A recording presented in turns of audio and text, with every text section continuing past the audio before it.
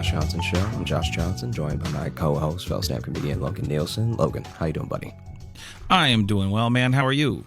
I'm doing great. I think you'd even say that I'm thankful. Ugh, gross. Wow. Yes. Yeah. Yes. See, how does it feel? How does it feel when have turned? Oh, yes. Oh. You have become what you hated? No. What you feeling thankful about? What are you? Yeah, because I guess this will come out on Thanksgiving Day. Yeah. I mean, this is a thing. I guess I'm thankful, especially because we talked in Minneapolis when we were doing Acme Comedy Club, and we talked about how every once in a while I not just feel the need, but it's important to like reconnect with people, whether that's over Facebook or calls or just like reminiscing stuff and everything. And exes, you're like a weird ex. I think maybe this is just me, but I never really feel I'm self-conscious about a lot of things, but I never really feel that self-conscious about trying to reconnect with someone who I haven't talked to in a long time if we at least left it on friendly terms. Like there are people that you knew in college or something that y'all were friendly, but obviously after college you went your separate ways and maybe you haven't talked since. And it's like to me it's actually sometimes people make it a thing where they don't want to hit people up if enough time has passed at all. And I'm like, well, it's not like you were enemies. You know what I mean? Right. Yeah. Like I get what you mean. Like, I think that for me, I don't know if I've ever had that. I realize that some people aren't pick up where you left off type friends, but I've never had the thing of like, because I mean, I feel like there was even a period where like 6 months went by and you and I hadn't talked. But then when I hit you up, it was like nothing. You know what I mean? There was like, this would have been maybe... It's been like your first or second year in New York. I think it was my second year because the first year we were talking a lot. And we were doing those college gigs and stuff too. So we were getting to see each other on the road a lot. I mean, I remember, that year would have been like, because that would have been after my dog had to have a bunch of surgery, so I was just like working a day job, and like I was barely doing comedy like the amount I wanted to because I just needed to like pay off that debt. And then I think you had maybe just left the Tonight Show, or was finishing up your run there. I had just left or something. Yeah. I think you were already working there when we were doing those college gigs. But and now a week to not talk to you would be just the best. I'm kidding. No, I literally, honestly, say how you feel. Honestly, I know. I just said that. I said that just to be a dick, but I genuinely had the thought this weekend that because we got to just hang out in Minneapolis, and I thought, it is cool we do get to see each other as much as we do. Yeah, it actually just made me happy that I'm like, oh man, because especially for starting in Chicago together, and then we do not live there anymore, either of us. Yeah, it would be real easy to not see each other. Yeah, for sure. Oh, big yawn at that statement. Cool. Makes me feel validated. Makes me feel loved. Yeah. Maybe take a week off of seeing me, and you'll feel the validation better about myself. Again. I say all that to say that it's like every once in a while I'll hit somebody up and we have like chop it up for a little bit, and they'll remind me of something, or like talking to them will remind me of something happened with another person that they didn't even mention, and I just feel like it's such a treasure. Like this is gonna sound very corny, but I think that when you are using socials right, and like using things to actually stay in contact with people, it is one of the best things that I think we've ever done. Like it's almost always the worst. It's like 90% the worst. Oh yeah. It's like literally ramping up and exacerbating mental illness. You know what I mean? Oh, for sure. But I think that if you really do use it as like a forever yearbook, and you hit people up or just tell them that, like, the amount of people who have just reached out to be like, hey, I know we haven't talked in a while, but I'm really proud of you for, like, I remember you used to say you'd like to do comedy or something, and now you're doing it, or, like stuff like that is actually like real soul fuel, like I think that it makes me really happy that you never know. I guess without sounding like self-deprecating or anything, but it's like you don't know who needs to hear certain things, and I almost always need to hear certain things, and so it's like always nice when someone is like needy. Yeah, and And so I said all this to say that I was chatting with a friend, and I know that on the Thanksgiving episode, not only do we sometimes at least say what we're thankful for, but we also tell Thanksgiving related stories. Have we ever said we're thankful for? I feel like this is I thought I said I was thankful for you one year. That doesn't sound like you. Okay. Well, maybe it never happened. Maybe I just said it in my head and then we didn't actually say it into the mic, because that's just as likely. No, I think we did. I'm kidding. Sorry, I'm being a little stinker. Okay, I'm feeling saucy. Wow, stinker. I'm being a little stinker right now. Wow. We had a great weekend at Acme. You were just on the Late Show last night. Oh yeah. It was cool to see. I always love seeing you on TV. It's been a little weird because today I'm getting messages congratulating me on your success, and I'm not quite sure what to do with that. Oh yeah. But I'm very proud of you. Yeah. I will say sometimes sometimes I will not be doing a touring show. I'll just be doing a regular show in New York, like a spot. Right. Like a spot. Yeah. And people will be like, so is Logan coming? And I'm like, I don't think that they could pay him enough to come do these 10 minutes in Brooklyn. Yeah, it's that interesting thing of when you kind of intertwine careers with somebody.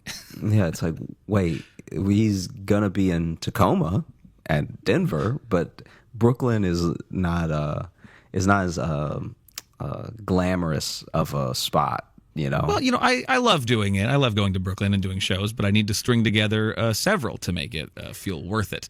Yeah, and they would have to be less paying. lucrative. We'll call it. Yes, yeah, yeah.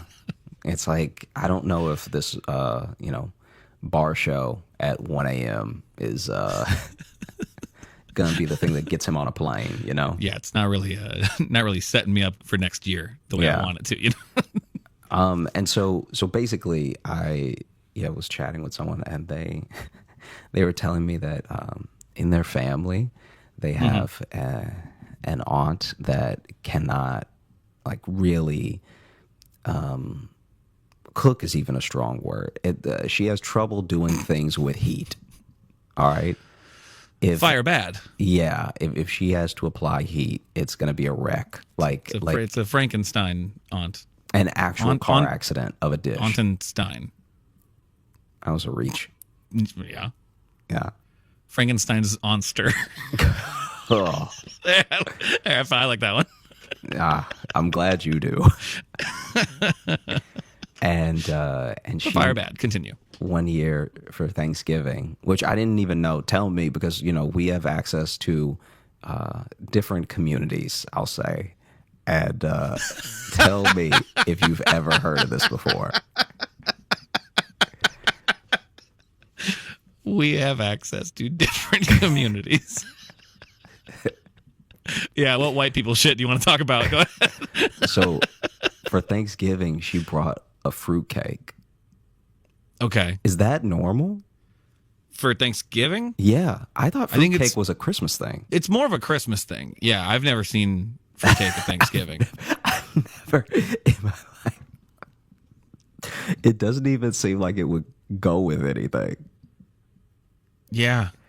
Yeah, because you already got enough. Yeah. Breaded and strangely like sweetened things. Like a fruitcake is just, I don't know. But I frankly don't understand the purpose of a fruitcake at Christmas either. So yeah. Okay. So why not? Why not? Fuck it. Why not? Just take it take it anywhere. No one likes it. I will say, 4th of July. In my life, I've had one type. So I've had one good fruitcake. Okay. And it was homemade from a woman that my family knew. And it was amazing. And then ever since, and I remember eating another fruitcake thinking it would be like the other one. Like, I didn't know I was tasting the best fruitcake I'd ever have. I thought I was just tasting fruitcake. I thought this is just what fruitcake was. And so then I went to eat someone else's fruitcake, and the level of disgust when I tell you that it was a war crime committed in the mouth. All right. Mm-hmm. It was so disgusting, and it was so the opposite. Even the texture wise, it was so the opposite of the fruitcake that my mom's friend had made. I used to get excited for the holiday to go over there to have this fruitcake. Oh, okay. It was So that good. You dude. realized then later that you had been living a lie. You've Not been only living that this I've world been, in this reality that no one else gets to exist in. I not only, oh, it made me like shudder the next time I saw the fruitcake I loved. Oh no! Like the next It ruined all fruitcakes for you. The next like 3 fruitcakes I had, because like maybe it's a Southern thing too that some people just make fruitcake for the holiday. But Maybe. I remember I had a bought one, I had the nasty one, and I had like the mid one, and all 3 of them ruined the idea of like, you know what I mean? It's like if you had Doritos, and so you just think this is what they come in packages. This is what Doritos are, and then you have 3 more Doritos, and one tastes like ass, and one tastes like just glass. Yeah. And then one tastes almost like cheese, but with too much styrofoam. You'd be like, I think I'm off Doritos now. Yeah. Yeah. It's a real Goldilocks situation you found yourself in. Yeah. Yeah. It doesn't matter how comfortable the bed is if there's fucking bears. Yeah. If everyone is home. If everyone's home and they're bears, I don't care if the porridge like rules. I'm out of here. And so I can't get past the way fruitcakes look most times though, because they look like a carpet filled with Jolly Ranchers. Yes, exactly. But I'm telling you, maybe it's just because I was young enough. I was so young that I also was just willing to try stuff, and it was just sweet enough to be good. And then I had my first slice, and I was like, that was actually amazing. Yeah, I've definitely tried it and disliked it. Yeah. So yeah. That's one of those ones where I'm like, I don't need to try to find a good fruitcake. My life is full enough. I can miss this. There was one out there that sadly most people will never have. There was someone who took fruitcake and made it something good. Anyway, the auntie who makes the fruitcake for Thanksgiving is not good. And it's not just not good because fruitcake is not good. So it was her tender loving care that made this fruitcake so nasty. She put the hate right into it. Yeah. I'm like, apparently, this is what I was told at least. Apparently, this fruitcake is so bad that it's like she can cook and purposely did the opposite. Oh, I like that. Like it's I want that cooking show. Let's just mix the salt and sugar now. Yeah, and that's like someone believing in their skill, and so they're really testing their limits. They're trying to really fly as close to the sun as they can get. Yeah. So it's like, what can I do? What is at what moment do I cross the threshold and this becomes poison? Yeah. And so no one ever wanted it because this has been happening for years, right? And there was even like a stink with like a real like almost fight between, I guess, like sisters and stuff. So that aunt was like one of 4 or whatever. And then I think that she thought, because this happens a lot with people who can't cook, they think it's just like with any other talent that a person doesn't possess. They think that outside forces are blocking them.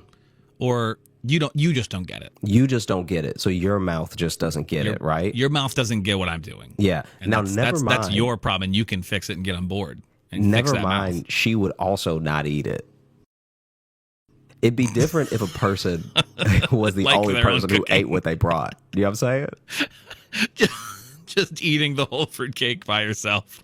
Yeah, like if you guys don't want it, I'm gonna eat all of it. I'm gonna eat it all. And so it's not even that situation where she's sitting by herself eating the fruitcake and she's the only one, right? Like, you know how some people try to guilt you, like, this thing that I brought sure is good, Right, yeah. And so, so it's for 1 year, it's the fact that the placement on the table, people couldn't reach it, which is also a ridiculous, like, it's such a ridiculous excuse for people to not be eating your food. It's like that's everyone. Yeah. Everyone at the table is saying, pass me. So if they can't reach it, they don't want it, is what's happening, right? Yeah. And then there was another year. So now they've caught it as it's a conspiracy now. Yeah, it's a conspiracy against their fruitcake. And then there was another year where they were like, oh, someone else brought something that was too close to fruitcake and everybody picked that. And it's like, well, now you're just mad at dessert. You know what I'm saying? Like, now it's just like, hey. Right.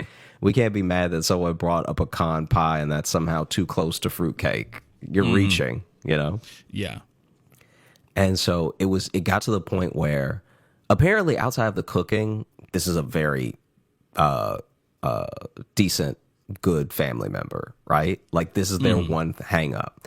And it's the one thing that they all argue over, you know, like not even politics or anything. It's just like, why won't anybody eat my fruitcake? And so basically they decide just as a family, you know, like those there's the family text chain, and then there's a family text chain with the people that really don't need to be in there. Right, yeah. Okay. So in the tight family text chain is just how I'll refer to it. In the tight-knit family text chain, everybody's like, what are we going to do this year? This is like 3 years ago. What are we going to do this year? Because we can't have another like argument over this fruitcake. I'm just not having it, you know? And it was like, and apparently a lot of family will come as well. So it's like embarrassing because the side of the family that's hosting then gets embarrassed because it looks like they're just crazy. Oh, so it's like different families too, not just like all from the same side of the family. It's not it's like all married in. Okay. Yeah, it's not just all one immediate circle of family. It's like this is the place that the family comes to, right? So if the core family is 5, the other 15 are coming to that house, right? Okay, gotcha. And we're not just talking cousins or anything. We're talking like whole separate married in family. Yeah, like people bringing their spouses, right? Yeah. And so then every year there's been like this argument over fruitcake for one reason or another, and it makes them like after a few years it just seems like this is how y'all are, you know, because we only see you twice a year. Yeah. And so for half the time we see you, y'all are cursing over fruitcake. But here's the thing: would at a point would you miss it? Would it not be the holidays without? Apparently, it would be a better holiday, is what I'm told. Right. And so then in the tight knit family text chain, they were like, we got to do something. Right. And so they were like, okay, this year. Now it is a conspiracy. It is a conspiracy now. Like now it's actually it's an actual fruitcake conspiracy now. They're actually. Yeah, it's really happening. And so now they're like, what we need to do is act like everybody wants it. Because then it'll just die down because the aunt cooking it is the one that's like, she's like watching it now. Like now it's become a point of contention where she'll just be watching the cake the entire dinner, right? She she really like people try to talk to her about other stuff and she just going, let me see if I can do the face. She was just going like just nothing but that slacked, like because she's watching the cake. Anyway, they're like, we all need to act like we want it. And so that way it won't even be a discussion. We could even maybe take it off the table and be like, oh no, I want to take the whole thing home. And so they honestly had like a little play rehearsed of how they were going to handle this. Because she brought the fruitcake, right? Mm-hmm. And then when she brought it, there was one sister that was like, oh, you know, if you wouldn't mind, I want to just take this fruitcake home. Because I'm having some people over, right? And I would love to. And I don't want them to stay long. I'm having some people over, and I would love for them to have this because, like, you know, I already had to cook and bring stuff for Thanksgiving, and the Friendsgiving. I guess the Friendsgiving was going to be right after Thanksgiving at her house, whatever. Gotcha. Yeah. And so she was like, "You have to just let me bring this, and then I'll use some of the food that I didn't bring today." And then the aunt was like ecstatic. She was like, "Oh yeah, oh wow, that'd be great." Like she's like so taken aback that somebody wants it in general. She doesn't ask any follow-up questions, anything, right? And so she's like, "Oh, that's great. Okay." And then they end up really hamming it up because now that it's not on the table and now that it's like in the kitchen, packaged, ready to go home with the other sister. Now they're like, ooh, because now people who are bringing a new person, so there are people who brought like boyfriends and girlfriends and stuff like that for Thanksgiving. Now they're like, ooh, I wish Sean would have been able to try that. Oh, yep. Here it is. Here's where it falls apart. But then they're like, no, but we can't cut it though. You know, it would be weird to cut it because it's going to be on the table tomorrow at my Friendsgiving, you know? Yeah. So now people are hamming it up knowing there's no consequences to their actions. See, and that friend being like, well, we can't cut it. It's going to be on my table. That was them being like, guys, don't fuck this up. Yeah. They were trying to be subtle about it, but trying to be like, guys, do not ruin. Yeah. I've already saved us. I dove on the grenade. Don't now kick me because you want the grenade. Yeah. And so now they're in a pretty spot. They're in a beautiful spot where basically they don't have to eat the fruitcake. Everyone is having a good Thanksgiving. Like, even the fruitcake aunt, she out here like doing the most because she's just happy somebody like she probably, because this is years of in repeat of coming in and having her fruitcake disrespected, right? And this is clearly not a self-aware person, because this isn't the type of person who makes a nasty fruitcake and is like, I'm gonna redeem myself with a different dish next year. No. Instead, she just shows up with the same one and gets angrier. It's that whole like that thing they say about the definition of insanity. Yes, exactly. Exactly. Doing the same thing and expecting different results. A literal fruitcake, okay? Anyway, so she's out here just doing the most, just like yakking it up, eating extra, just like making jokes, everything. This is her moment, you know? So Thanksgiving goes great. It's the happiest she's ever been in her life. It's the happiest that she's been, at least at Thanksgiving. And you know the craziest thing is, I don't know how many years that she brought the fruitcake, but it was enough. 2 is too many, so yeah. If it became this big of a deal, it means it's a persistent problem and she makes it a problem. Yeah, yeah. And so then they all make it out scot-free, right? And there really was, the sister really did have a Friendsgiving the day after Thanksgiving, right? Mm-hmm. And she's told her friends about how terrible this fruitcake is, so now they finally get to see for themselves. And lo and behold, day comes Friendsgiving. Guess who shows up? Oh shit! To watch you were too specific to about watch the them plans. eat it, I guess. Completely uninvited. Her sister shows up and it's like, oh, hey, you know, I brought, and this is the craziest thing. This is how you know this person is an agent of chaos, right? Mm-hmm. She comes to the Friendsgiving uninvited, but then brings a store-bought pie. She already got the fruitcake, so she's technically already contributed, but she brought a store-bought pie just to, like, I guess, have something in her hand when she showed up, right? Uh-huh. And so... Please tell me that fruitcake is already in the garbage. Please tell me that. Look, you can't be out here guessing next steps.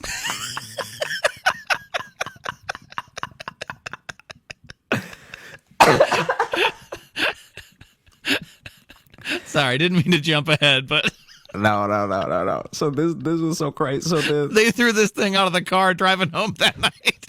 No. They did bring it home, but it's in the... They did bring it home, right? Okay. And they literally brought it home for safety, because they were like, if we throw it away here, there's always a chance she might outstay us, or like that she might come back and forget something and see we threw it away, and then we'll never hear the end of it, you know? Yeah. She might do a sweep of a nearby field. They even brought it home for safety. And then this woman shows up with a store-bought in their pie, yard.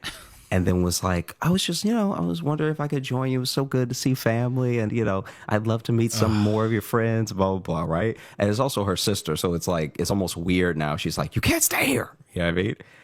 Yeah. And so... before you continue, my arc with this woman has been, at first I weirdly kind of respected her because just the pettiness.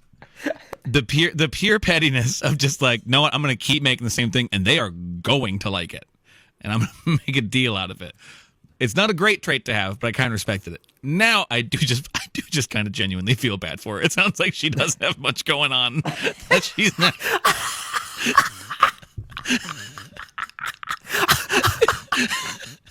If just the thought that someone maybe trying her fruitcake is making her show up unannounced, now I just kind of feel bad. You know what it is? It's the culinary version of when you love a YouTube video and then you get your friend to watch it and then you watch them watch it.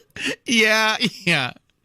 And then they don't like it, and then you start really trying to explain why it's funny to you. Yeah. And you realize that doesn't help. That will never fix it. They're not going to suddenly be like, "Oh, I do get it." Like, yeah, you try to put it together why cats are better, and you're just like, really, now you're just talking a lot. You're talking longer than the video was. Yeah. Yeah. And so they have to, as covertly as possible, when I tell you dig the fruitcake out of the trash. And it's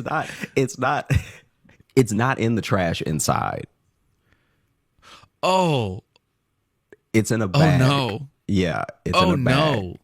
It's in a bag. It's old trash now. They threw it away the night before and they took the garbage out.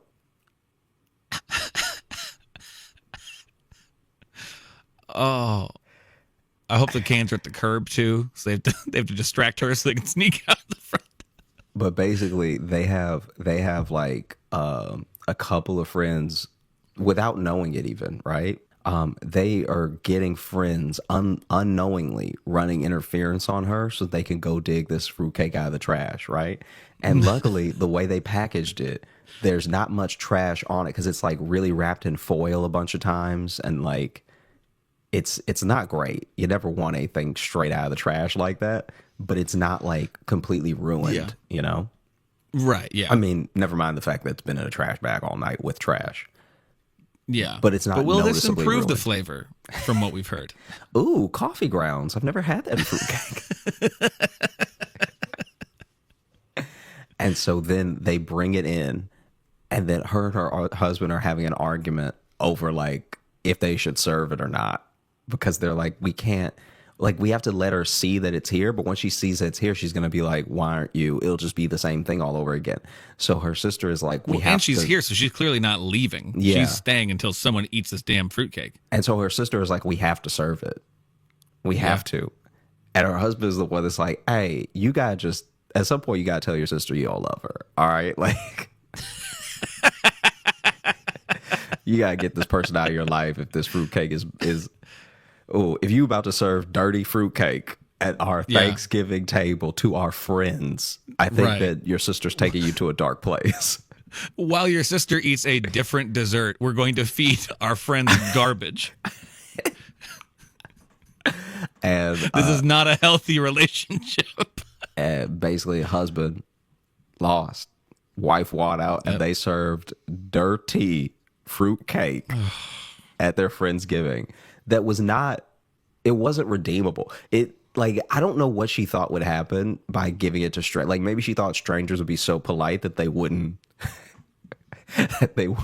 like, they'd act like they liked it or something, and she'd be scot-free. Apparently, two people, like,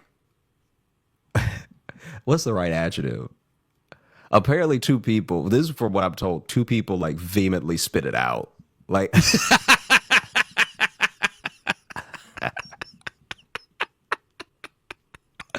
I don't know how many people were there, but two in any ratio is enough to be a big deal. You know what I mean?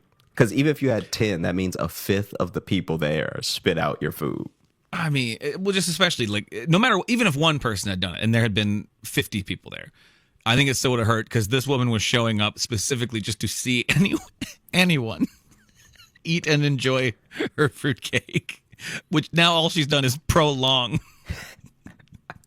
the disappointment. And now she's going to start showing up to this Friendsgiving every year. Because then this is the other thing that ends up happening.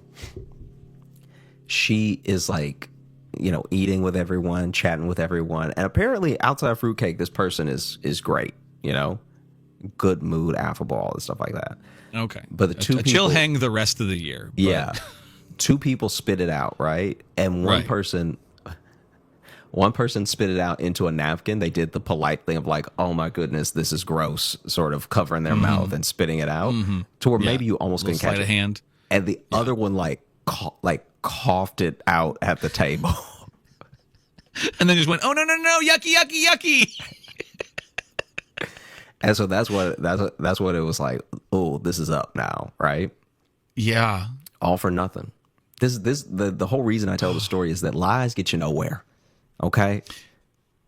Honesty is always the best policy. It is the best policy. That's what we've learned here from the fruitcake conspiracy. Because if you try to shield yourself and others from the truth, you end up eating dirty fruitcake the day after Thanksgiving. Yeah. Yeah. So what we're trying to say is sometimes you just need to tell your siblings they're bad at something. And not even don't do it anymore. Just tell them that this one is bad. Just don't do it here. Yeah. Yeah. Listen, you have to stop making fruitcakes. I just don't want to see it anymore. Because the thing that is so mind-blowing to me about that whole situation is that y'all were already arguing every year. Mm-hmm. So then why not at some point just say your food is not good? Yeah. We don't like it, Rhonda. Nothing about this is tasty, okay? We don't want this. How have you not figured it out? We're all being so polite and trying to let you figure it out. You have made no one wants this. The flavorful version of a cake with knives in it, okay? And no one wants to cut their tongue today. It was almost the perfect plan, too. Yeah. They almost got away with it, but they didn't realize the true wild card that she is. Yeah, that she would show up to an uninvited dinner. Like, you don't even know there's a place at the table for you. No. Yeah. You don't know how many friends coming. You don't know if these are like work friends that she's trying to impress or whatever. You were just like, hey, I'm gonna roll up tomorrow and I'm gonna watch them eat it. Yeah. Yeah. Like a genuine intruder. Yeah. That's damn near breaking and entering what she did. It's rare that a burglar brings a pie and doesn't take anything but your taste. But frankly, it would hurt my feelings if a burglar showed up and made me eat bad food and ate better food in front of me. I'd be upset for a couple of reasons. It's like you have to ask yourself why you aren't eating it every year. Yes, that is truly the baffling part, that she seems to have never tasted it herself. I think this is what I think happens, right? This is and this is how I've rationalized this person. I think that she tastes everything along the way and doesn't think that all those flavors put together could possibly be bad. I think she dips her finger in the sugar and she's like, "Yep, sugar's good today." And I love sugar. And then she dips her finger in the bread mix and she's like, "That's delicious too." And then it's not until she's done where she's like, "Well, I wouldn't want to be nasty and eat some before I present it to everyone." And now no one else is eating it. And they're not eating. This is the craziest thing. They're not eating it from memory. Because there was the first year where people ate it and it was nasty. Right, yeah. And she either didn't eat it that year, or she tried it and was like, I couldn't possibly do that again. I followed all the directions this time. Yeah, it's just an interesting psych profile. Yeah, this woman. It's just a very of what causes you to be like, they didn't like it. I better give them more. Yeah, like thank goodness she cooking, because if she wasn't cooking, she'd be killing. Oh yeah. No, it is good. It's good. She has a hobby. Yeah.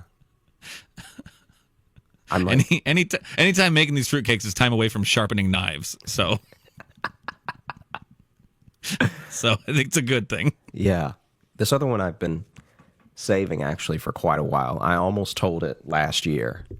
Oh, okay. Yeah. But I didn't want to make it like people want to be with their families today. They want to just relax and chill. And I didn't want to make last year's episode so long that it was like, oh, this is going to be a feat. This feels like work, Mm-hmm. Okay. Gotcha. Yeah. I like to think that on the Thanksgiving, what I encourage our listeners to do is to force the entire family to listen to it. Yeah. So if anything, a long episode is more time. Let us be the fruitcake in your life. Yes. Let us be the thing you hold your family hostage with. Yeah. Basically, this is wild because this is like old. This is like in his family's like lore. Okay.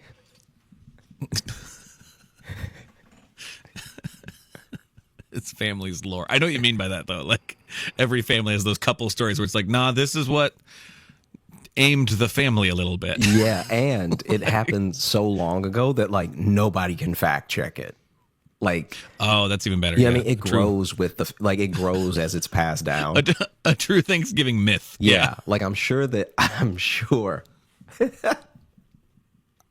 I'm positive that this version is like probably juiced up from the version his mom told him. Oh, for sure. Yeah, I mean, yeah. Anyway, I honestly love hearing those stories when you hear them and they're a family story like that, where you can tell none of it's true, but it's still charming. Yeah, yeah. Where you're kind of like, oh, so many people have told this story that it truly does become like a fable. Well, it's no longer a human story. This is what's like crazy. All right, they know some of it is a fact. It's just the details around it that can't be known. You know what I mean? Like, okay. like he said when his mom told him she was doing voices, and he was like, "You don't know what those people sound like. Don't do that."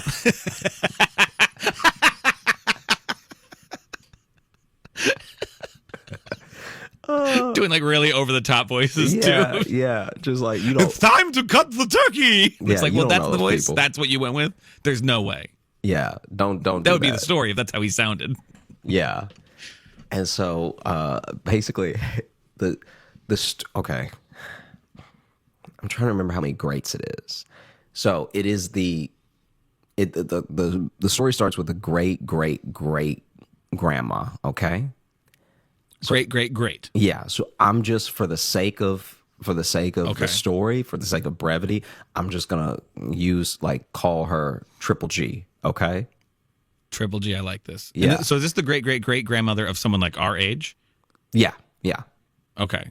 So he was saying, because I mean, so I'm guessing like the 1800s then. Maybe he didn't give me a year. I mean, no, right? But I'm saying potentially a great. Like this could. So this is. This could be going back to the Civil War right now. Yeah. This is the furthest back one of our stories have gone. Great, right? And this is also when there were no supermarkets. There were just like you would like go to the butcher or you go to the general store or whatever, right? Right. Okay. So I don't remember what the cut of meat was, but it basically starts with Triple G going to prepare for Thanksgiving, right? And she's trying to get a specific cut of meat, and there's this lady in line in front of her that and not quite in front of her. Apparently this is how the whole dispute starts. She's in line, and from her account, this lady is like cutting in line in front of her right as she's about to order, but that lady is convinced that she was in line, and that woman's run up behind her to try to jump the line. Okay. But they're both trying to order the same cut of meat. Okay. And so then they're arguing in the store, and the butcher is finally like, listen, I don't know who was here first, but I'll tell you what, I was just King Solomon this, and I'm gonna give each of y'all half. All right, nobody getting the full order because it's the last cut anyway. Okay. Yeah. Okay. And so they both went home upset. Right. But with a little bit of the meat, right? They got some meat. Yeah. Yeah. And then,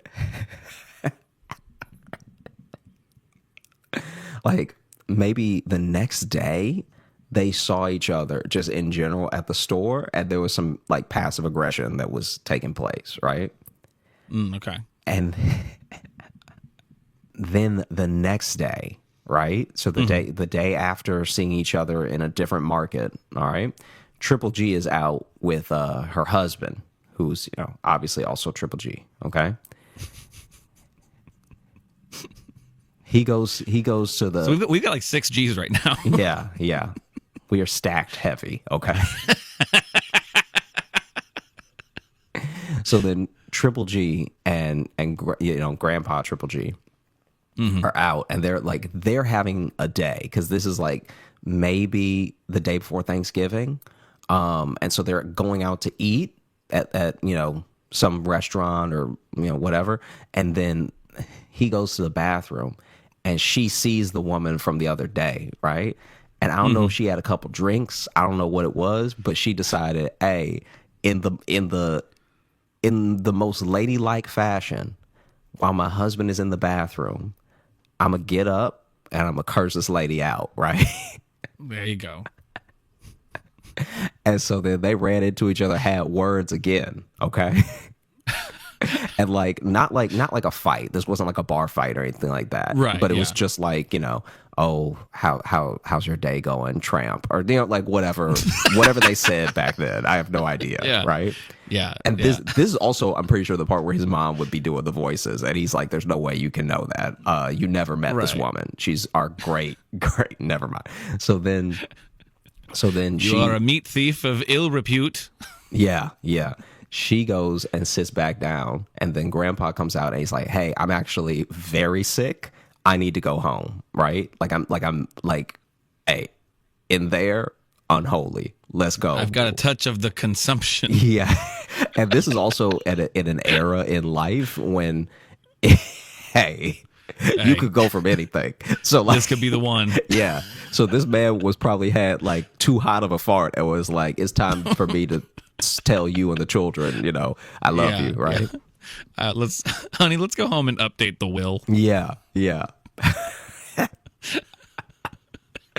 And so they leave right after that thing happened. Okay. Mm-hmm. They have Thanksgiving, and he's not better, right? Like, he's at the table for a little while, and then he's like, I'm feeling really bad. I'm gonna see if I can go to a doctor, right? So he leaves Thanksgiving to go to a doctor. Okay. And then comes back late in the night and was like, "Oh, the doctor gave me some drops." And because this is also back when medicine was like, it would be something that had nothing to do with your eyes and they'd still just give you drops. They give you like a gargle. You know what I'm talking about? Like a gargle. Like a true, how do you pronounce it? Apothecary? Like, yeah. You were going to a true chemist, okay? You not get a prescription filled or anything. This dude is just like, "Look, I heard that this benzoyl thing is good for mouths." Yeah. So yeah, a man came through town with a traveling show and sold us all the snake oil. Yeah. So gargle with this 6 times a day. Here's your oils, and now also I'll cut your hair because I'm the barber too. Yeah, and. And so he's in some bloodletting. Yeah. Boy, this is a wild time in history. Yeah. He comes back late in the night, and she's like, "Oh my gosh, we were so worried. Like, I almost went to the doctor to check on you because you had been gone. He was gone for hours, right? Like, it's dark when he gets back." Yeah. And he's like, "Oh no, the doctor gave me some drops and said I should be all good, and in a couple days, whatever, right?" And I don't know what this man's job is, but he just constantly for the next few weeks is cutting out of work, cutting out of dinner, cutting out of like all this stuff to go to the doctor, because he's like, and it's different problems now. So sometimes it's his breathing, sometimes it's his stomach, whatever, right? And then one night, Triple G, she suspects that something's up because she's like, "Nobody's this sick that doesn't die." All right. Not on my watch. Yeah. Like, this is crazy. The hospital bills alone should have bankrupted us by now. Like, come on, honey, get better or get gone. All right. Yeah, because Triple G is also from an era where it's like, I don't think she would have had a job, and so she may have not known all the ins and outs of the money coming in the house. But she has enough common sense to know that if you go to the doctor 75 times in a month and a half, you're bankrupt. Right. Like, the American healthcare system has never been that solid. Even when the town doctor was just doing you favors, he only had so many to give, right? Right, yeah. And so one night, he's gone for however long he gone, right? And then and she tucks the children into bed. She tells them not to get up, right? Like, not to get out of bed or anything. And she leaves the house, and she just goes out searching for him, right? Okay. And she finds him at the bar with the lady from the other cut of meat. Oh, shit. This dude has 2 families. Wait, so this wasn't just like an affair that happened. This is not an affair. He had a affair. separate family. He moved. Whoa. He moved his other family into town to be closer to them. Wow, bold. Yeah. Bold. Yeah. And so this dude got 2 families, and then the reason that he was acting all sick and stuff when they were eating was because he saw her. And so he didn't even know that they had like, some spat or anything, right? And that's also why he wanted to go home as soon as he got out of the bathroom. Yeah. So it's okay. So neither wife knows about each other then. Neither wife knows about each other, and he hadn't been going to the doctor. He'd been going to her house. So he spent half his Thanksgiving over with her. And they both just think he has to work. They both think he has to work and has horrible stomach problems. Yeah. This dude out here being a great dad and a horrible husband.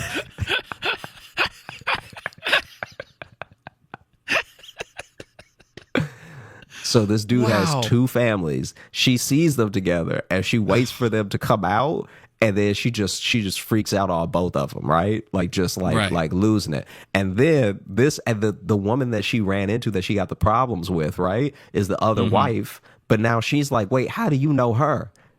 Because this is the person that I was telling you about, right? Like she's the reason we didn't have good mutton or whatever for Thanksgiving. And she's like, no, you're the reason we didn't have good mutton or whatever for Thanksgiving. I don't know what the meat was they were arguing over, but let's go with mutton. Let's go like this. But yeah. So then that dude had two families, and yeah, they don't know. Like obviously, no one knows like the full ins and outs of everything that transpired and stuff. But he said he knows the skeleton of the story is true because that's how he has his cousins. Because his cousins are from that.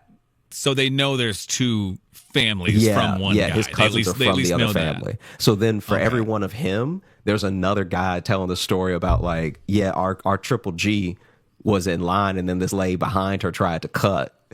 Yeah.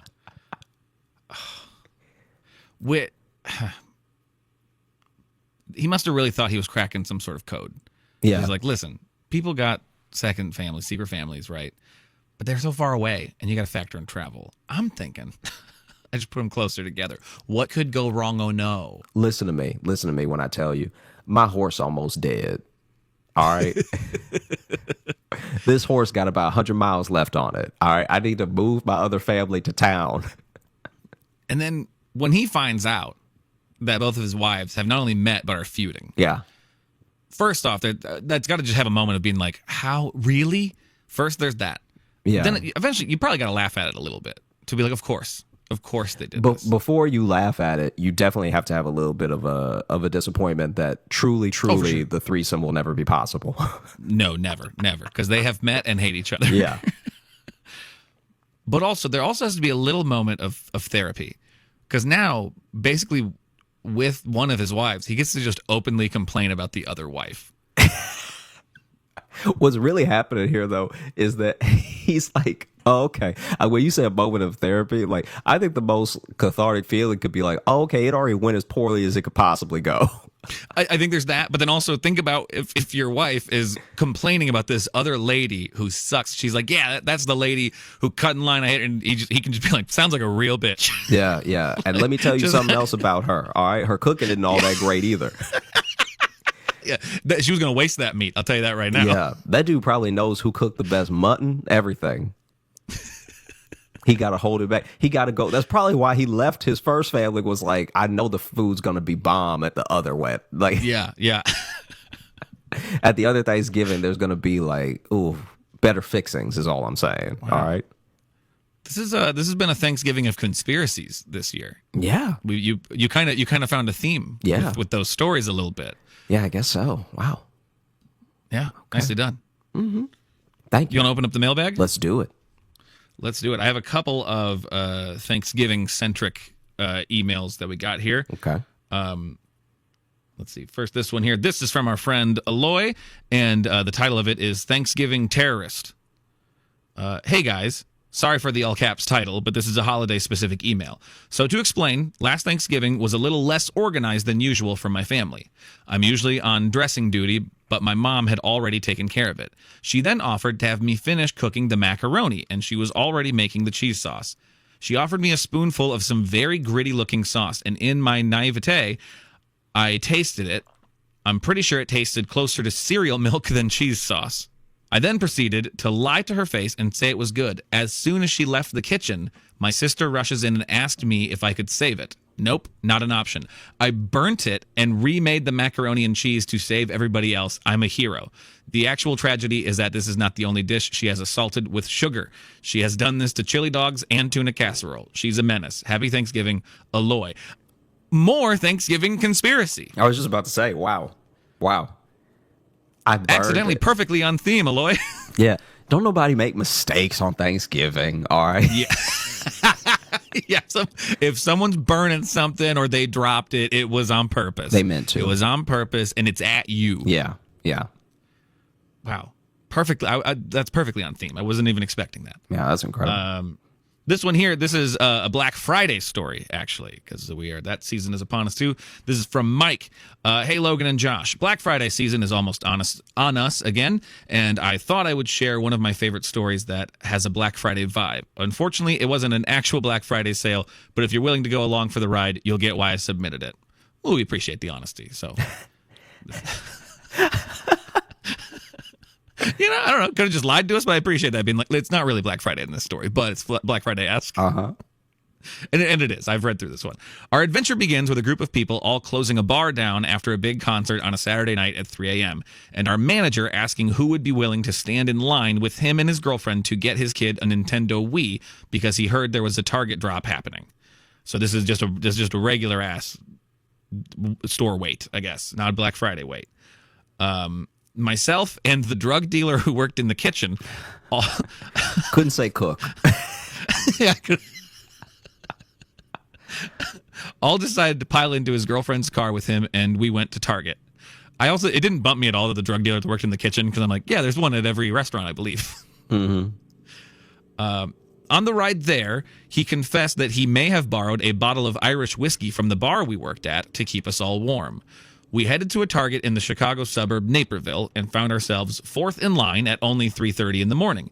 It wasn't long before we were out of Irish whiskey, the drug dealer from the kitchen had somehow disappeared, and the snow was falling. It seems that the combination of exhaustion and alcohol turned me into a walking public service announcement to the people in line behind us that happened to have brought their kids. Well, I mean, they're responsible for having their children out at a Target at 3:30 in the morning. The manager's girlfriend wasn't a big fan of my behavior, and she frog marched me to her car and stuck me in the back seat to fall asleep. I don't know that phrase, frog march. I have no idea what that is. Do y'all jump over each other while somebody's in trouble? Or is it like when you grab a kid's like the back of their britches and like move them so they're like kind of having to hop a little bit to keep up with you? You know, I don't know. So far, so good. Unfortunately, things wouldn't stay good for long. I proceeded to throw up on the floor of my manager's girlfriend's car, and shortly after that, the police showed up and tried to arrest me for drunk driving. When I didn't have keys, I was sitting in the back seat, and there was no way I was going anywhere. Our bar manager managed to calm them down by appealing to the fact that nobody wanted to miss the Bears game tomorrow because they were in the playoffs that year. Thankfully, I ended up only having to pay for having her car cleaned and did not go to jail. That's one of those, tell me you're white without saying you're white. Yeah, this is very weird. This is like, how could you possibly, it's not your car and you don't have keys. But it is also the way to get out of being arrested, just being like, but football, am I right? Yeah. And they were like, you're right, get out of here, you crazy kids.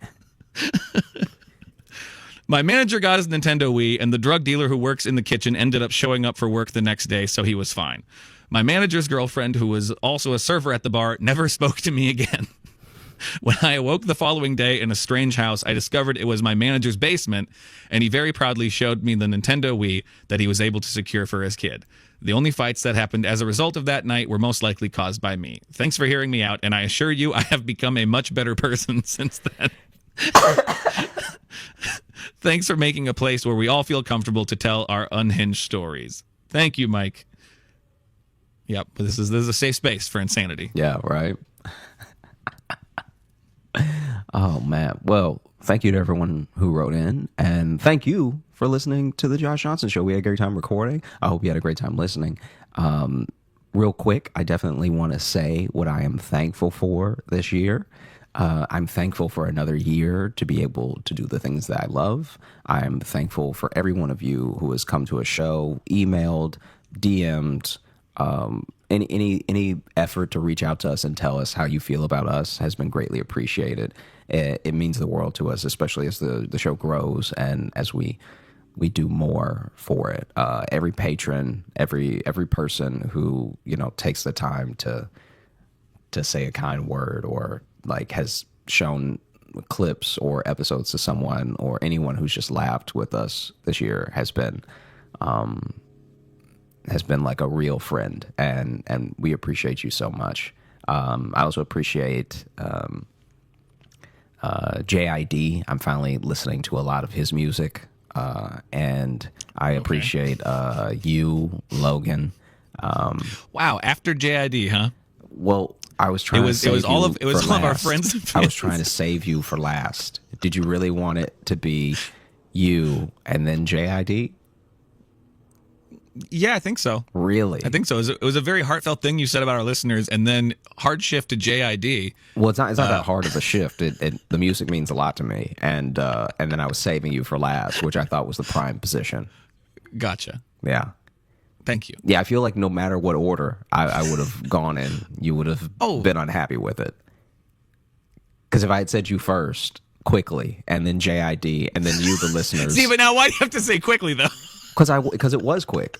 I said it. I didn't go on a long thing. So then if I was like, hey, I'm really thankful for you, Logan. I'm also thankful for JID. And to you, the listeners, I'm so thankful for all of you. I don't know. I think that would have entertained me. Oh, okay. All right. Well, I enjoyed it still, and I am thankful for you. You get so grumpy when I give you shit, but if I didn't have that, what would I be doing with my time, huh?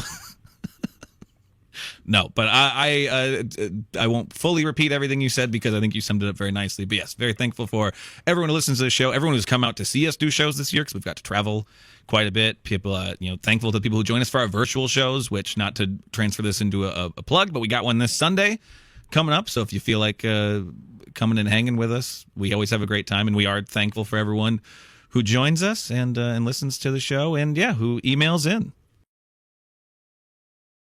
If you are looking to catch up with us on any of the socials, you can find me at Josh Johnson Comedy on TikTok, Instagram, and YouTube, where we're going to be posting clips of the show. And if you are looking for Logan, you can follow me on Instagram at Logan M. Nielsen. And if you want to get into the mailbag, that's joshjohnsonshow@gmail.com. Send us your stories, send us your thoughts, send us your questions. There's another thing you can send us. I didn't have a third one to say. You can also join our Patreon if you'd like. We have bonus podcasts and videos and other community stuff that we do there. Patreon.com/Josh Johnson Show. We got a bunch of different tiers for different levels and different monetary values. So you're going to get something. No matter what level you want to join, you're going to get something good. And thank you. Well, a happy holiday to everyone. Mm-hmm. I hope your stomachs and hearts are full. Not quite at the same time, because that's really not healthy. But like a different way too. Like you want your heart full, like metaphorically, not actually full. Yeah, you don't want it like full of blood, because then you're on the brink. Your heart has too much blood in it. Yeah, it is juicy. Or cholesterol. You just don't want a lot of stuff in there. Yeah. Your tum-tum though? Hell yeah. Fill it up, baby. Full of stuffing. Stuff it up. Yeah. Go get stuffed this Thanksgiving. Get it in. Get it in there. Don't be a quitter. Yeah, you finish that plate. Yeah, you got this. Yeah, we're all watching. Yeah. Eat to your heart's content. But then also a little bit more, because we're watching. Until it hurts.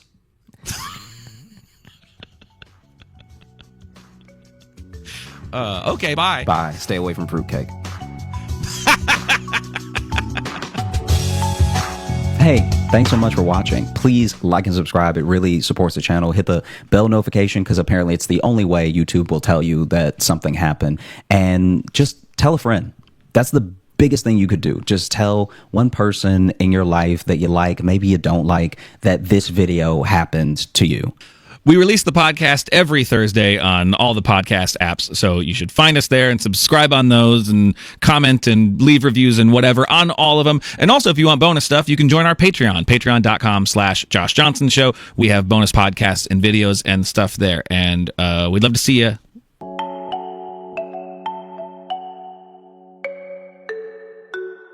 Put your hands together for Josh Johnson, everybody.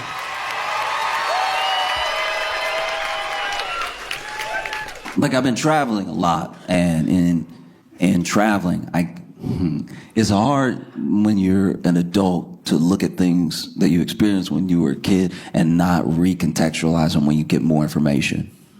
When you're a little kid, the world is face value. Everything that's happening is happening because I guess it's supposed to, or because that's what people do, or everything's very simple when you're a little kid, and then you get older and you see different things, and you look back, you know, and you're like, wow, that's what was going on when I thought things were just normal, you know. And I've been experiencing that a lot with around America with the dollar stores. There are three types of dollar stores. There is Family Dollar, Dollar Tree, and Dollar General. Now, an honorable mention does go out to the 99-cent store. The 99-cent store I want to discuss first, because the 99-cent store is completely unhinged. First of all, they don't have inventory at the 99-cent store. They have what they have, and you either found it or you didn't. You know that you found it or you didn't because what they showcase outside the 99-cent store doesn't make any sense at all. It's just up to the discretion of that, like, franchise owner. The 99-cent store, the store will be here, right? And then they'll just put 2 shower curtains and then 16 potted plants out front. What is this place? Then you walk in and it's like, it's like if somebody truly made a business out of garage. Because when you walk in, nothing has like a designated spot or anything. There are things hanging on hooks I didn't even remember had hooks. I forgot that each broom I've owned had like a little hook to it. But then when you walk into the 99-cent store, almost like a beaded curtain, you walk through brooms hitting you in your face. the 99-cent store that I went to was so big. It was way too big. It was a warehouse of trash. It was like a hoarder died and then they tried to sell everything. Because the 99-cent store I went to had a stick man. It had a man who would get to the tallest stuff at the top. And this was the worst stick man in stick man history. Like, admittedly, some of y'all don't know what I'm talking about, and this is a black thing. Like, this is mainly where we shop. There is a stick man. But, like, the stick man was not good at all, because you're used to a stick man getting up there and unhooking something with precision, bringing it down. You know, he might even drop the stick a little bit, catching his hand, hand it to you, right? This stick man was over here. I can't tell if he was nearsighted or farsighted, but he could not see what he was sticking. This man was over here battling. You'd be like, can I get the one up there? He's like, yeah, I got you right now. I got you right now, young blood.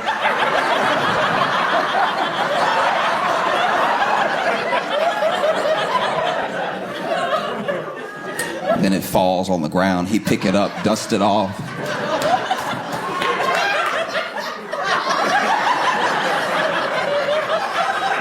No, our stick man was trash, and he had. Okay, look.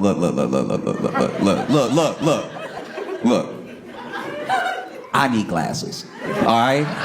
I'm not better than anybody. I'm not judging. Everybody got their own prescription, and that's their cross to bear. All right. But he had the most specific eyes I have ever seen in my entire life. This man had one Coke bottle and one that was very thin. Like, just, it seemed like he just needed a monocle, but he was like, nah, I don't trust myself to hold it on my cheek like that. Go ahead and give me glasses and just make one glass transparent glass. Because he clearly only had one bad eye. Like, his eye, like, this eye had to be good, because when you would look at him, one eye looked like he was doing this to you, right? Like, one eye looked super big and the other eye looked regular. But then when you saw him, when he would turn, you could see both of his eyes were regular size eyes. So that was just the glass. And so he had one, like, Coke, but thick, bulletproof glass on this side, and then one that was very, very thin, right? He would knock stuff over and come pick it up and everything.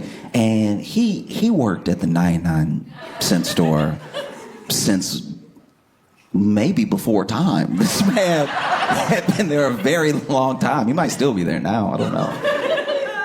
But everything that's there is not like quality. You know what I mean?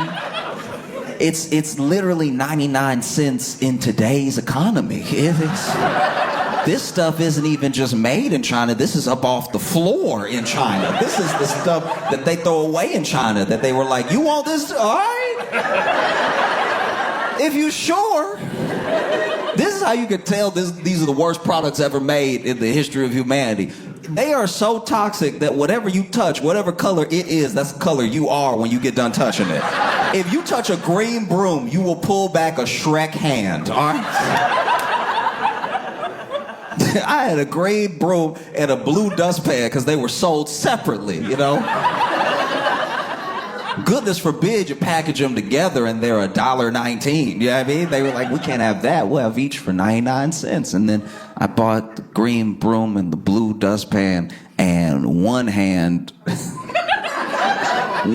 was Martian Manhunter and the other hand was Smurf. I couldn't get my hands back to normal for days. I don't know what they painted that with. Spray paint comes out easier. 99-cent store is trash. And then you get to Dollar Tree. Dollar Tree made the guarantee a long time ago that everything would be $1, and they were the first to break that promise.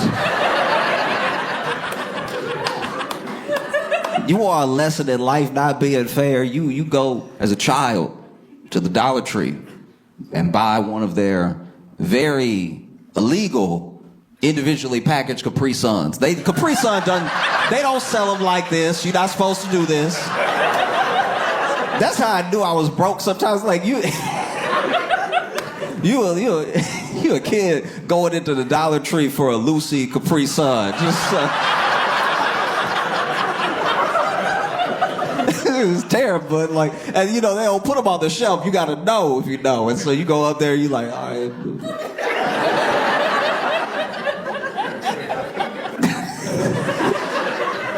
Feel like I'm buying weed or something. I'm over here. Come on, sip, sip. Come on. You miming it. You.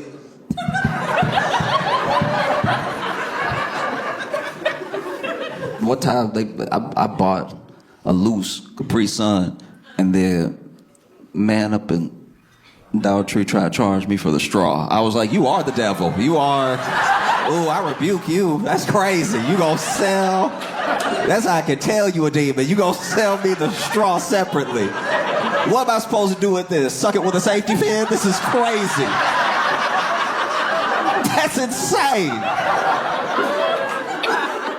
This man over here sliding the Capri Sun to me, and I'm looking at him. What's wrong, man? You know, come on.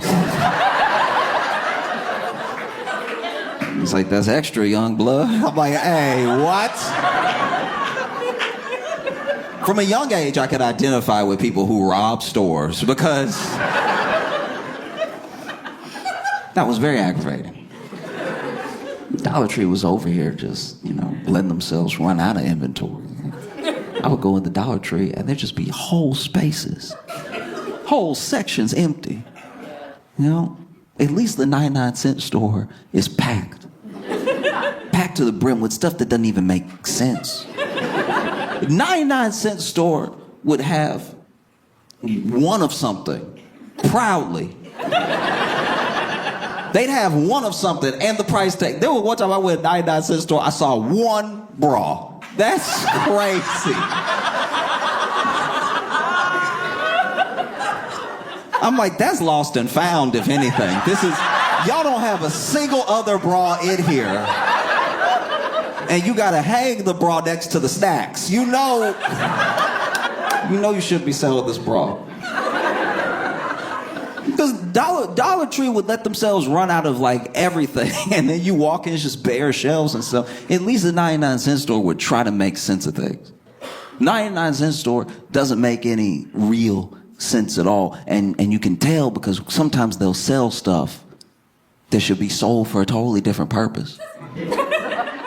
I've been very confused in 99-cent store before. One time, I was in 99-cent store, and on the shelf, it said 99 cents. So far, everything's checking out. It said 99 cents, and then it said hat. It was a hat for 99 cents, right? But then on the shelf, clearly, is a bucket. That's a bucket. It's a bucket, though. Like it is. Like I'm not crazy. That's a bucket. You can make it a hat if you want, if you believe, but that's a bucket. All you gotta do is flip this over on its bottom and put bucket, and we don't have any problems. But hat is crazy. And then when I'm checking out, I bought a broom, I bought a dustpan, and then he's like, and one hat? And I was like, you don't believe that, though. There's no way you believe that. Because it's not a hat, it's a bucket. And I want to be clear, it's not even a bucket hat. It is a bucket. A bucket. So then you have Dollar Tree. You know, then you have Family Dollar. Family Dollar, I've talked about this before. Family Dollar really helped me pinpoint on the map of life where I was. There's a quote, I'm gonna get it wrong, but there's a quote by, I think it was Nikola Tesla, that said that man's grasp, the reach, it's man's grasp, what is it? Man's grasp exceeds his reach. Man's grasp exceeds his reach. And I think, it's man's grasp. Reach exceeds his grasp. Man's reach exceeds his grasp. I was like never gonna correct you because I didn't know either, but like as soon as you said something, it did sound. Yeah. I didn't know either.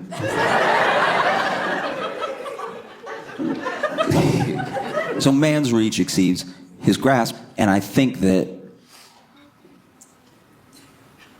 Family Dollar's inventory exceeds its means, because every year of my life, Family Dollar has been trying harder and harder to be a grocery store.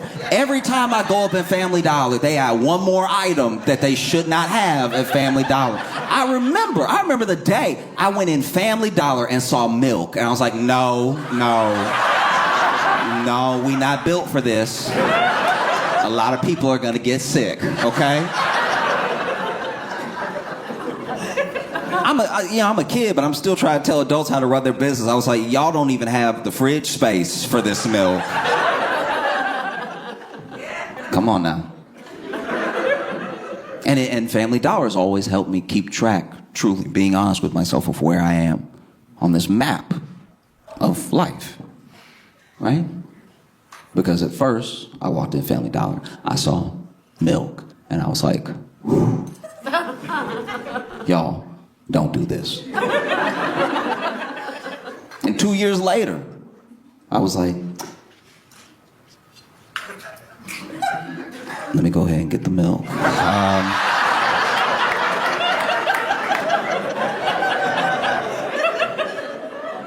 3%, you say? I've never heard of 3% before. That is interesting. I've never had 3% in my life. Maybe I'll get stronger bones. Who knows? So you got Dollar Tree, you got Family Dollar, and then you have Dollar General. Dollar General is the stuff of nightmares. Dollar General is straight out of a horror movie. And I don't say that because of the experiences I've had at Dollar General. I say that because of where they put Dollar Generals. Dollar General will be the last thing you see before you die. And not Not in a curse sort of way, not in like the Ring sort of way. Dollar General will be put in the middle of a field. Whether you are in the South or the Midwest, the only places Dollar General truly exists and thrives is the middle of nowhere in the South, the middle of nowhere in the Midwest, and the Sahara. I don't know. By the time you see a Dollar General, you're like, is this a mirage? Because I've seen nothing but fields for 30 minutes and then one Dollar General. With a man working there from the 1800s, who knows?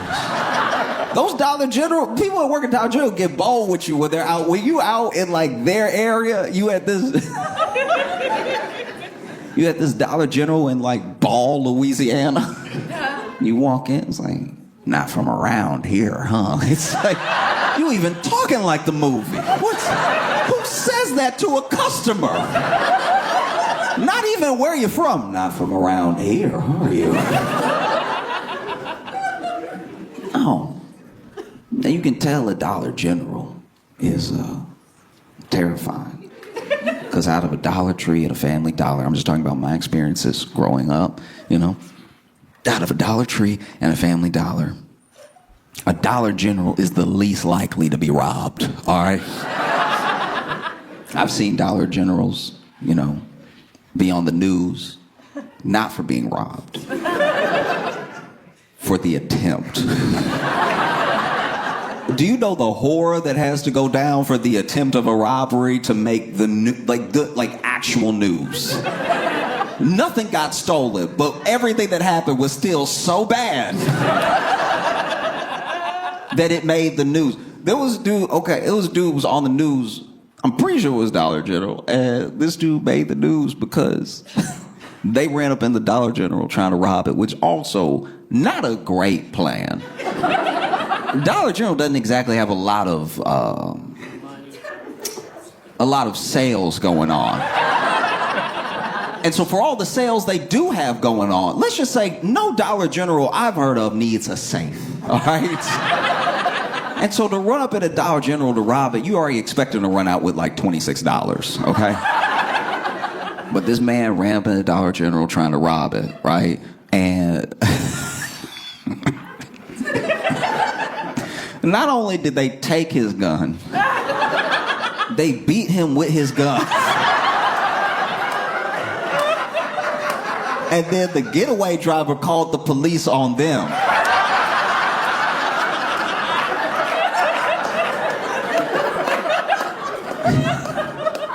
I'm just curious how that went. Because when you run up in a place to rob it, you at least have what one would hope is the element of surprise.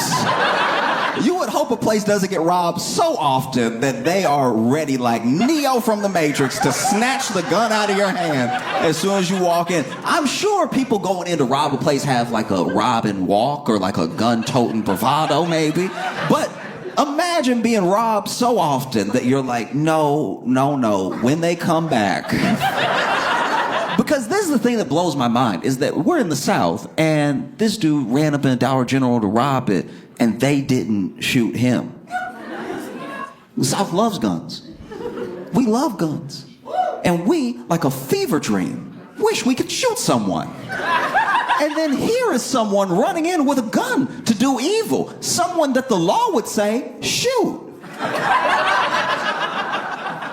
And the employees at the Dollar General were like, actually, I really prefer hands.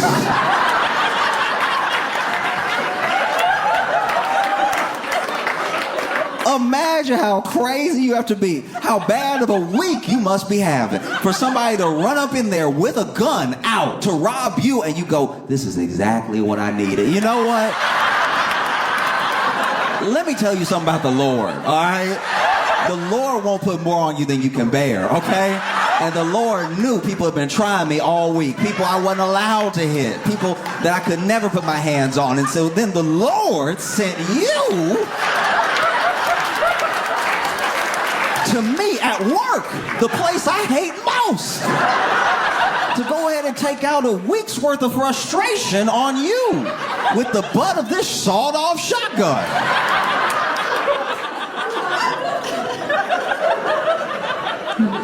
Imagine you run into a Dollar General to rob it, gun already out. Hey, everybody freeze, whatever he said. And then the employees turn and he's like, open the register. And they're just smiling. You don't know what happens next. Maybe a blackout. Maybe you watch them take the gun out of your hands because you weren't expecting that. And then you see the butt of the gun coming back real slow.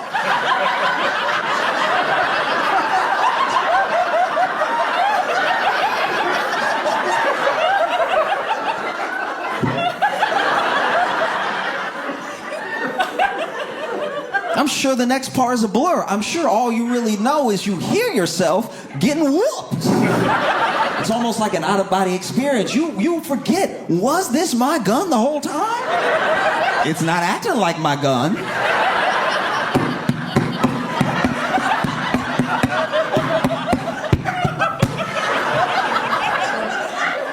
You wake up, the police are standing over you, and you haven't been arrested. Because all the damage was done to you.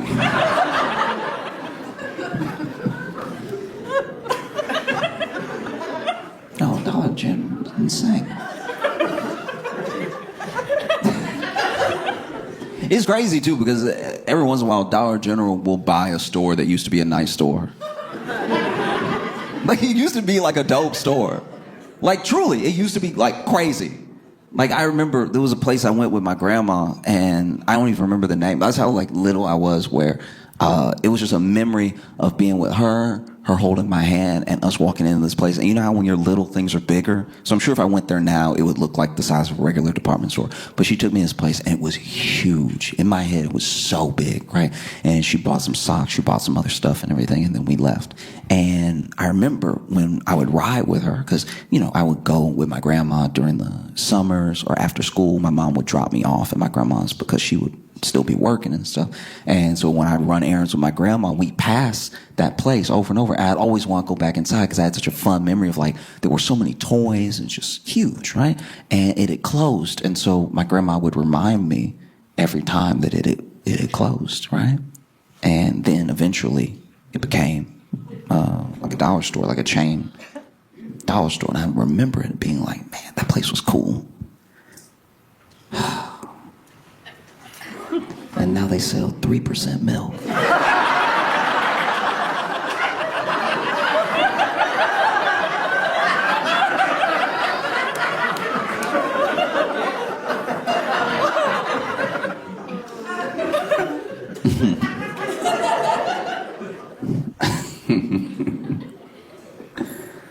Okay. Is it... I'm trying to figure out how to put this. I told my friends a story a long time ago about how my friend met this woman online, right? And this was back when meeting people online was still, like, not quite done. It was still new to do that. And the woman that he met wanted to meet up one night, which is exciting. Because this is why you do it. And she said she wanted to meet up. And he was like, where do you want to meet? And she was like, oh, behind the library.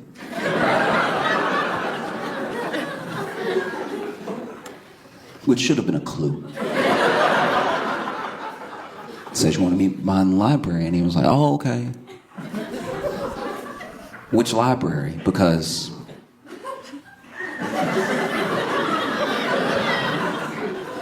so she told him which branch. And then they met up, and it just took him too long to realize he was being robbed. Do you know what I mean? Like, it's just...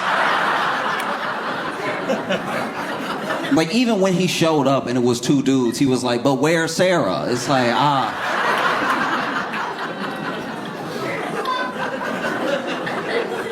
You need to wake up, dude. Sarah's a fiction. And that's That's the way that I feel about Trump federalizing D.C. You know what I mean? Because I don't know. I don't know how other people feel about it, but I was watching it this morning and watching them talk about it, and it was an interesting speech because you would have thought he would have stayed on crime the whole time, but he definitely diverted a few times. Like there was one point where I really don't like. I'm not even joking right now. I genuinely don't understand what he was trying to say, because there was one point where he was talking about how like trans people fight or something, and it just started to feel like the kind of conversation you have with someone who is 2,000 years old. Like it just.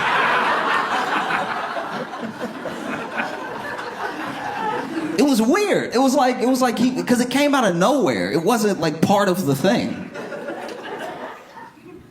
And then people, you know, are obviously like worried, terrified, confused and everything. Because there are people who are like, he can't do that. That's not legal.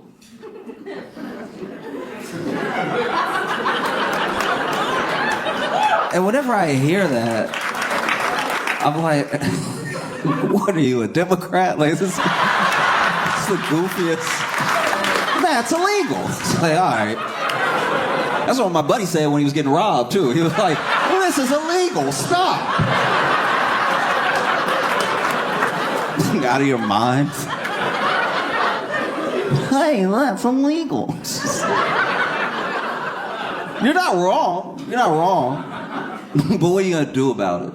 You know what I mean? Like, that's the thing. That's a question that Democrats' constituents ask. That's a question that Trump is asking. That's a question on everybody's mind right now. If you oppose what he's doing, what are you going to do about it? You know? And I don't know. I'm not going to act like I know what to do at all, because I genuinely don't. I mean, I know that people protested today off of the announcement, off the fact that, like, just imagine you live in D.C. and Trump says he's going to, like, deploy the National Guard. And you just, like, not only is crime at this, like, 25, 30-year low, but, like, you just got to the point where you were probably starting to feel kind of safe off the street. And now it's going to be the National Guard looking at you every day, confused why they're there, too. Yeah. People forget that the armed forces, like, obviously, you know, soldiers are supposed to follow orders and everything like that, but the armed forces are filled with people of differing backgrounds and opinions and everything. So it's not as if everybody that ever gets deployed is excited to be deployed. And it's not as if they're always well taken care of when they are deployed. You know, these people, they signed up to do a service for the country. I'm curious how they feel about being deployed against the people that they're supposed to protect instead of against, like, some foreign invader or something. You know, I'm not gonna act like I know. I've never served or anything, but I've talked to people in the service, and they come from all different types of backgrounds. They vote in all different types of ways, and I'm sure that if you're walking down the streets of D.C. feeling disheartened, feeling like you're being occupied, there's probably somebody standing there as you walk into work that's like,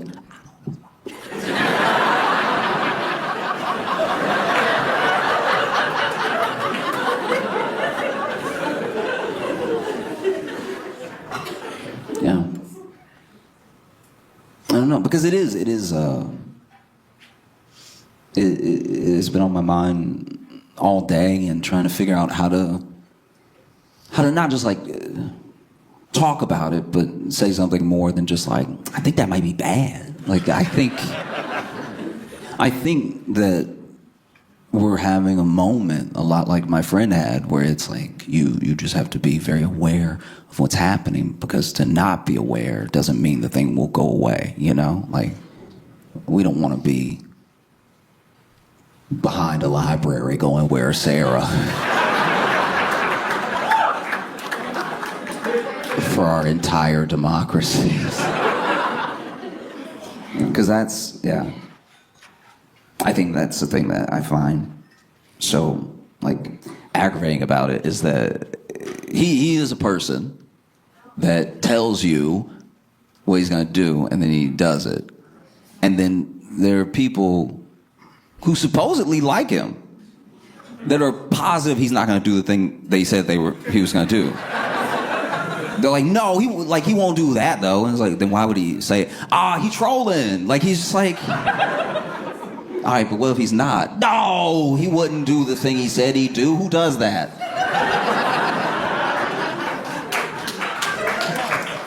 You know? Because I'm not going to act like I know what to do. And I think it's more important for everyone should know who, on every level, their representatives are and what they do for you and what they're doing for you right now. And it's easier to hold those people to account when you know who they are. You know what I mean? Like your state senator or everything down to alderman. Everything. Because it's the fact that these people go unnoticed. The fact that we expect whoever, business people, celebrities, whatever it is, to pick up the slack of the people that were elected to do those jobs, all right? We're in a position now as a country that's very scary because we look to companies to do some of the work that local government should be able to do. And now we've stripped resources from local government to the point where you do need who knows, Amazon to come in and bring in jobs, because how are we going to get jobs now? Or you need on a state level companies that you give everything to, and they give you very little for the resource that you're missing. You know, and so now we're at a point where some of our infrastructure is completely buckled without us really realizing it. You know, there's been such an influx of money into the economy because of AI and because of the gamble and the race to be number one in AI that all these companies are making. There's been such a rush to build and fill these data centers that money is flowing in a way that, you know, the effect of the tariffs isn't fully being felt. The economy and the 5 top businesses in the S&P 500 are now carrying most of the weight of the S&P 500. We're at a point that's close to tipping, and it's very important for the people to be held accountable. They're actually accountable. You know, it gets very easy to divert and get mad at this person or notice that this person said something. Whatever it is, it's the actual people who vote on these things, who have the power to say yes or no to large companies, knowing that you know where they are and what they do, that holds them to account. As long as you are distracted or you're blaming whatever, the person to blame when it's too late, then things are going to stay the same. You know, representatives, to me, work a lot like when you're out with your friends. And let's say you're young too. Maybe you're 21, out at a bar or a club for the first time. You don't have any experience with this stuff. You're just the 4 or 5 of you guys all together, buddies in college, going out to a bar or a club for the first time. You don't really know. You don't have any swag yet. You don't have a ton of confidence. All you know is you see 4 or 5 beautiful ladies across the room. And so you think to yourselves, oh, well, what should we do? One of us should say hello. We should say hello, you know, and then maybe they'll want to come over here, or maybe we can go over there. But it should just be one. If it's all 5 of us, that's just you have enough wherewithal to know that all 5 of you approaching at the same time maybe isn't the move. 5 horny men approaching all together, ooh, doesn't come off well. You know what I mean? If all 5 of you are it's not going to go fantastic. You know that. So you decide, I'm going to we'll send a representative.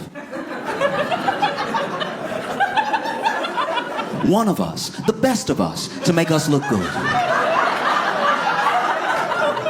We'll send him over there. He'll charm everybody, and then we'll walk over and reap the benefits of his hard work. Or maybe he'll be so charming that he'll invite them over to our table, and then we can order drinks for us and them. But we'll know that we sent him, he did a good job, and then he'll come back to us. And so your friends, they start campaigning. They start campaigning with promises, you know? No, I can go over there. I can do it. It's like, no, listen, Daryl, you blink too much, all right? You blink way too much, all right? You gonna run up in there, they gonna think it's a bomb under them or something. You blinking too much. You blinking now. Stop blinking so much. We can't send you over there. You look nervous right now. And so then the group nominates Mark. Mark has at least had a girlfriend. He knows how to talk to women. He's had a girlfriend, he has sisters, and a mom. He knows what to do. Let's get Mark over there. So Mark, elected by the group, goes over there, you know. And even before he walks over, he says something that Mark would say. You know, he stands up and he's like, hey guys, thank you so much. All right, your faith in me means a lot. I'm gonna go over there. I'm gonna do my best for us, for all of us, okay? I appreciate you all so much, and look, I'm gonna do my darndest. Who knows what the result will be, but your faith in me means the world. No matter what, we're gonna have a great night tonight, okay? See y'all in a second. And then he goes over, he makes his approach. And because Mark is engaging, he's sweet, and he's interesting, he's easy to talk to. And because he's extroverted and he's outgoing, he knows how to approach without creeping or intimidating. And so quickly, you see these 5 ladies having what looks like a really good conversation with Mark. Things are looking up. This is incredible. The body language is phenomenal. Mark is over here working the room.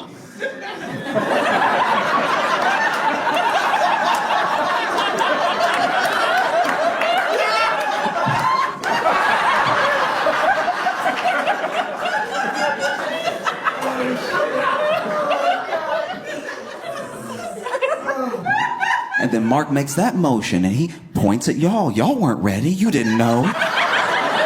Everyone was about to look over here. And so Mark points over at you and you're like,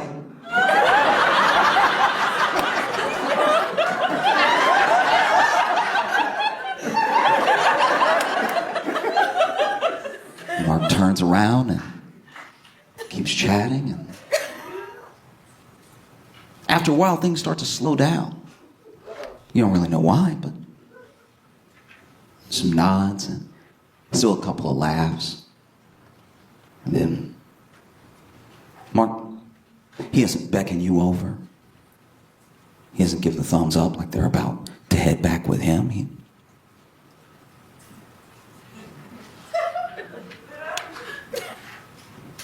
And he comes back. He sits down. And your dumbest friend is like, how'd it go?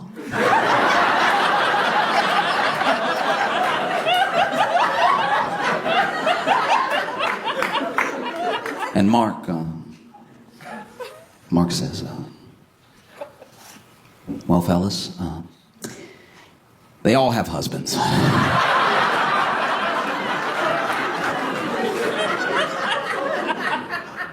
But Mark did his best. And that's not actually his fault. He tried, right?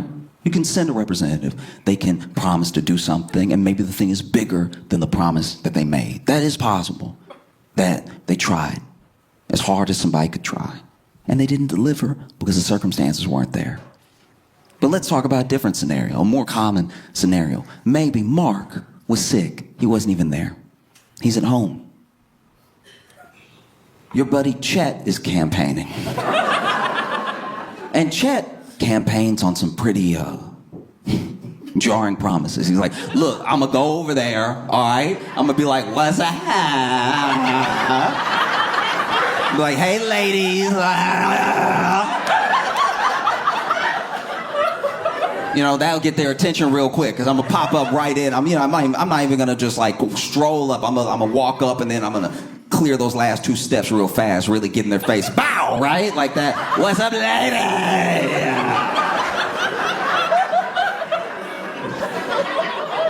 And I'm just gonna tell them what it is. I'm like, you could have a boring night, or you could have a night with us.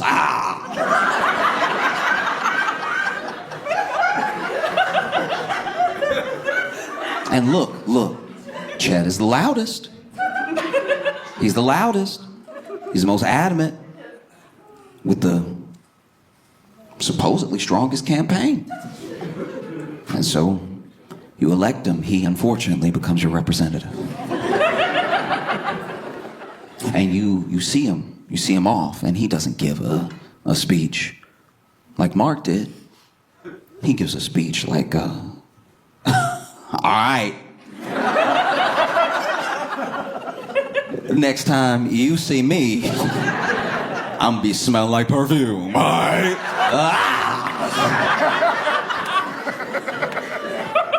And then he walks over, and you see him walk over, and his approach is startling.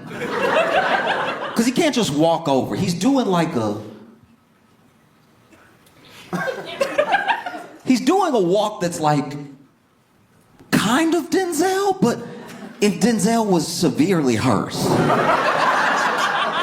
You know, Denzel has that swag to his walk. Chet is over here.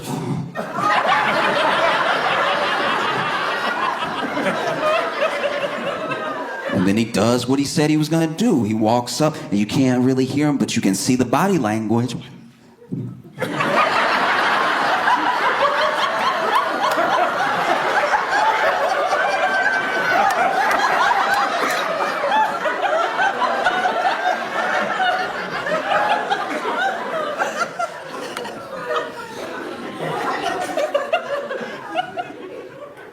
You don't hear him give his little speech, but you can tell when he gives it because everybody slapped him.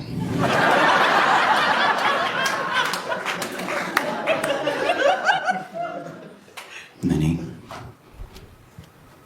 walks back over.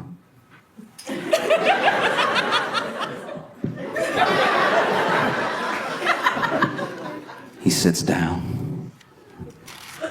And your dumbest friend goes, how'd it go?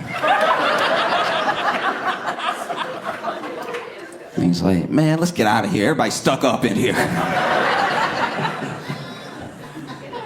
Well, and it does feel like that's where we are. Yeah, I mean, we're in a pretty bad situation. There's way more Chets than there are Marks. You know, because I used to look around, especially when I first started touring, even when I was in some of the worst, you know, motels, hotels, like some of the worst, like. But I did. The first time I ever got a chance to travel this country at all and meet new people who were from new places that I'd never been to before.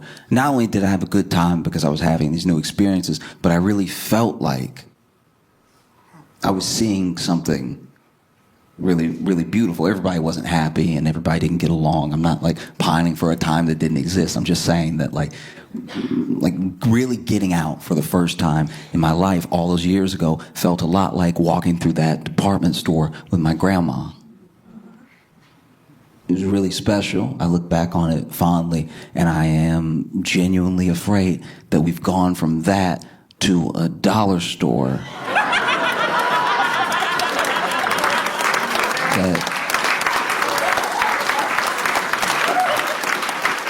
that sells 3% milk.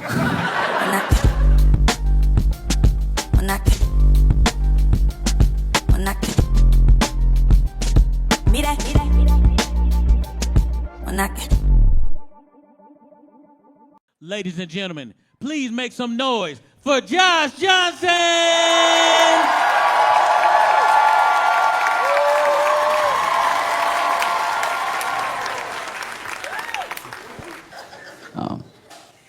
Because it genuinely has been an insane week. You know?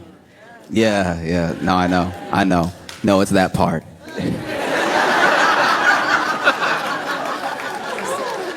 I'm not going to talk about it forever, but yeah. Oh, it's what you came for? Okay, good. Yeah, I'm glad you didn't want to hear about my life.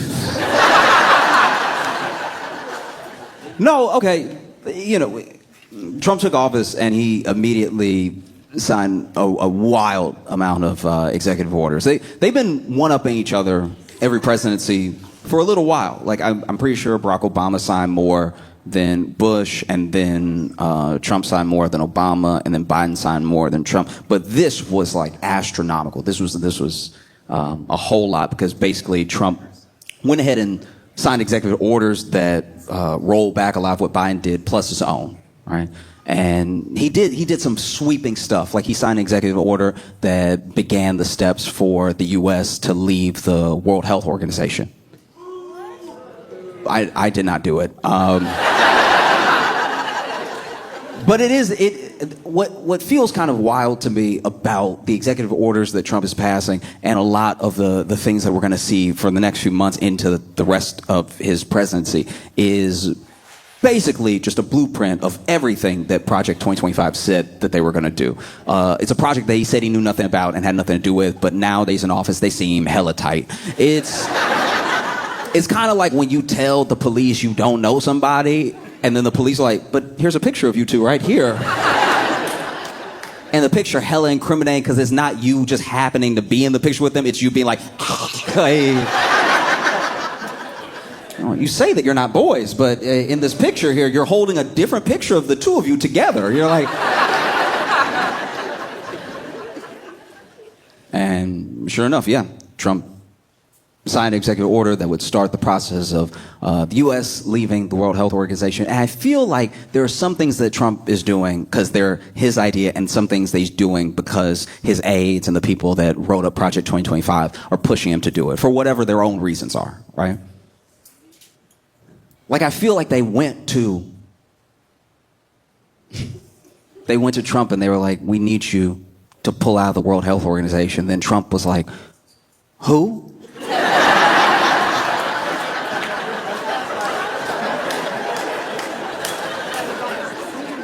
And they were like, yes. And he was like, yes, what? And they were like, who? And he's like, who? And they were like, that's what we're saying. Who's who? And then he was like, I'll do what you want me to do, but I just need to know who it is. And it's like, who is who it is? That's who we want you to do it to. We have to pull out of who? Pull out? Who? Where? Yes, because we believe that who is dangerous. Who is dangerous? Yes, who is dangerous?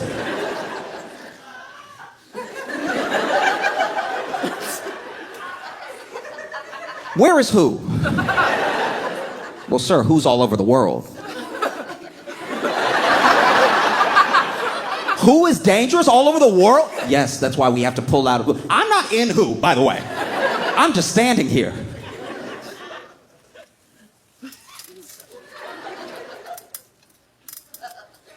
We're just gonna put it on a piece of paper and we need you to sign it. All right.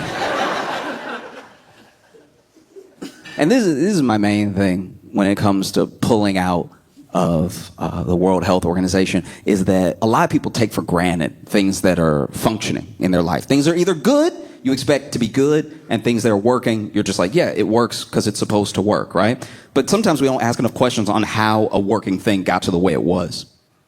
And there hasn't been enough time in between when it didn't work and now for us to remember when it didn't work. Because if we lose access to the World Health Organization, it hurts the World Health Organization by a lot, but it also hurts us. Because then we lose access to their labs, to their data, most of what happens and the way the cures and vaccines come about quickly is because all these countries are able to share information, which all sort of help us leapfrog over the last breakthrough that another country had. And because it's not a race, it's just shared information. It's just a group project. And our pharmaceutical companies, by the way, also need the World Health Organization to just stay on top of things, right? And I'm no fan of pharmaceutical companies. I'm just saying I'm a fan of people who are sick getting help, right? And so my thing is, if you pull out of the World Health Organization, as good as the doctors that we have in the U.S. are, or at least can be, it won't be long before we're all just sort of WebMD. You know, it won't be long before a new thing, take something like COVID, right? No matter what you believe about the origins of COVID, you understand that something started up in China. And then because of the World Health Organization, everyone was able to talk about it, do testing. They were able to share findings. We were able to get to a vaccine pretty quickly, right? So now, let's say something comes out of another country. And we may know it's coming out of the other country from the news, but we don't actually know any breakthroughs because we're not sharing that data. And everyone has to start all over again every time they try to have a breakthrough. So now you'll just be a regular person walking up to other people like, hey, I'm just asking, just in general, just because I'm curious, but is anybody else like farting blue? No, me neither. No. That's crazy. I don't even know why I said that. That's just like crazy, but like it can happen. You know, I've been hearing on the news that it can happen, and there's people whose whole bathrooms look like a Smurf died. Like it's just stuff can happen. You know, just curious. Yeah. And then maybe someone does get sick, and then that sickness starts to spread, and maybe it's not something that we're used to. It's a completely new thing. So now you have somebody being like, "Hey, is anybody else that was like not born double jointed?"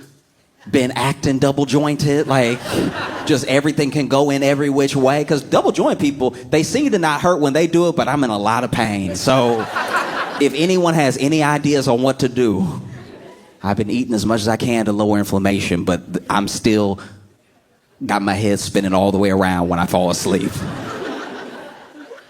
And then you won't be able to distinguish certain things, because there are things that are not related, that we know through science are like not related, even though they're similar, right? You'll be able to know if you have a new thing or if you have a regular version of an old thing. Just walking up to somebody like, hey, look, I'm not trying to get the word out like that. I'm just curious if you've ever heard of this. Do you sleepwalk? Oh, you sleepwalk too? Oh, great. Do you ever sleepwalk and just wake up with a knife every night? Like, does that just me? Okay. We'll have to look into it. This dude also signed an executive order, the one they promised to, delaying the TikTok ban. But while he was talking about it, after he signed it, he was basically saying like, oh yeah, you know, the U.S. should own some part of it, maybe 50%, maybe more, who knows. And it's hard to tell when Trump talks about what the government should do, if he means the government should own it or he should own it. Because I'm not gonna lie, this TikTok thing is the most mob boss thing I've ever seen.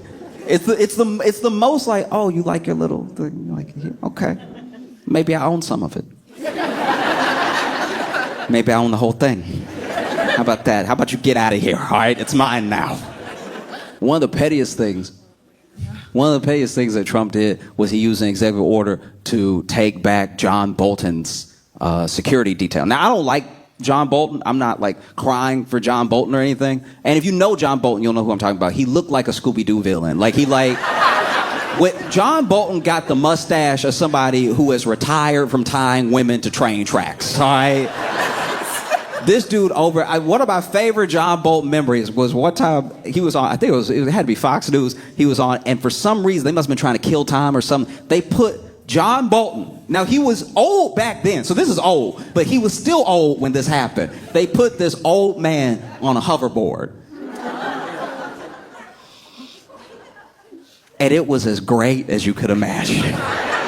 They literally try and explain to him what to do on the hoverboard while he's on the hoverboard, which is the worst time to tell somebody how to operate a hoverboard. Don't let them get on and then be like, okay, now subtly. And so then this man, not knowing what to do, sort of moves his hips a little bit, and he just starts spinning. And you can go back and watch the clip. This man is screaming, ah, ah!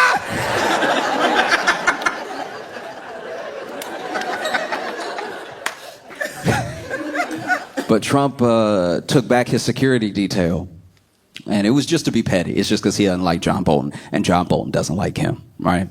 But It's one of the pettiest things I've seen from a government official, because all he's really doing, all Trump is really saying is like, hey, look, now that I'm back, I just want to make sure if you have any ops at all, that they have as little resistance as possible.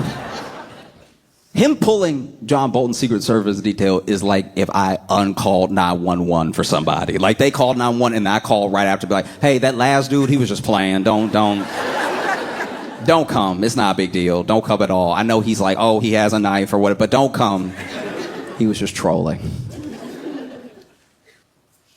Even the executive order he signed renaming the Gulf of Mexico into the Gulf of America. This is one thing that has to stop.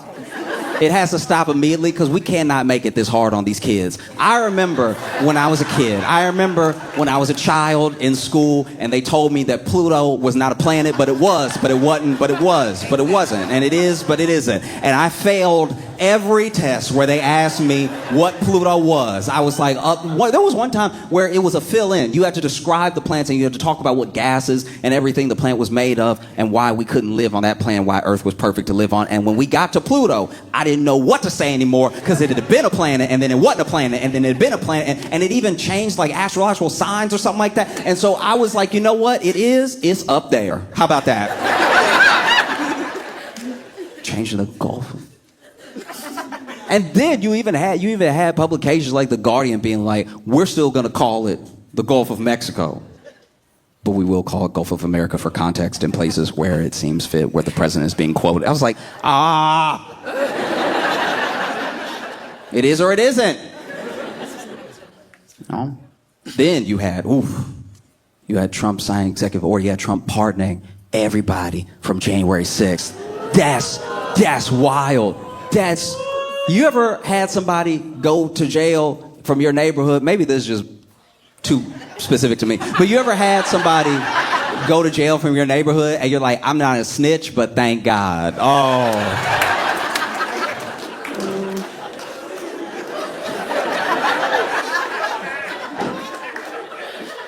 There was this dude named LaDon, right? And I can say his name because he never gonna get out. But there was a dude I knew named LaDon, and I remember when he got locked up, I was like, oh no, don't. Like, you know what I mean? Because you wanna show that solidarity, but the police were taking him. I was like, oh, how dare you, 5-0. I can't stand 12. LaDon, no. Oh, but LaDon was wild. He's like a proper criminal. It's like, you know, because then his boys were wearing like free LaDon shirts, and I was just like, Anytime I saw one of them, I was like, oh no, I hope this doesn't have the support that I think it does. There was even one of his friends that wrote to the local, I think it was council person or something, trying to get him to look into it, and I'm not gonna lie, I low-key did like a John Bolton, and I also wrote to the local council. I was like, hey, he was just playing. LaDon need to be in there. Don't pay any attention to what he's saying. Like, he just kind of wilding right now. You know what it is? LaDon owe him $20, and he want the 20 back. He doesn't want him free. He should not be free. LaDon a bad person. LaDon was a bona fide monster.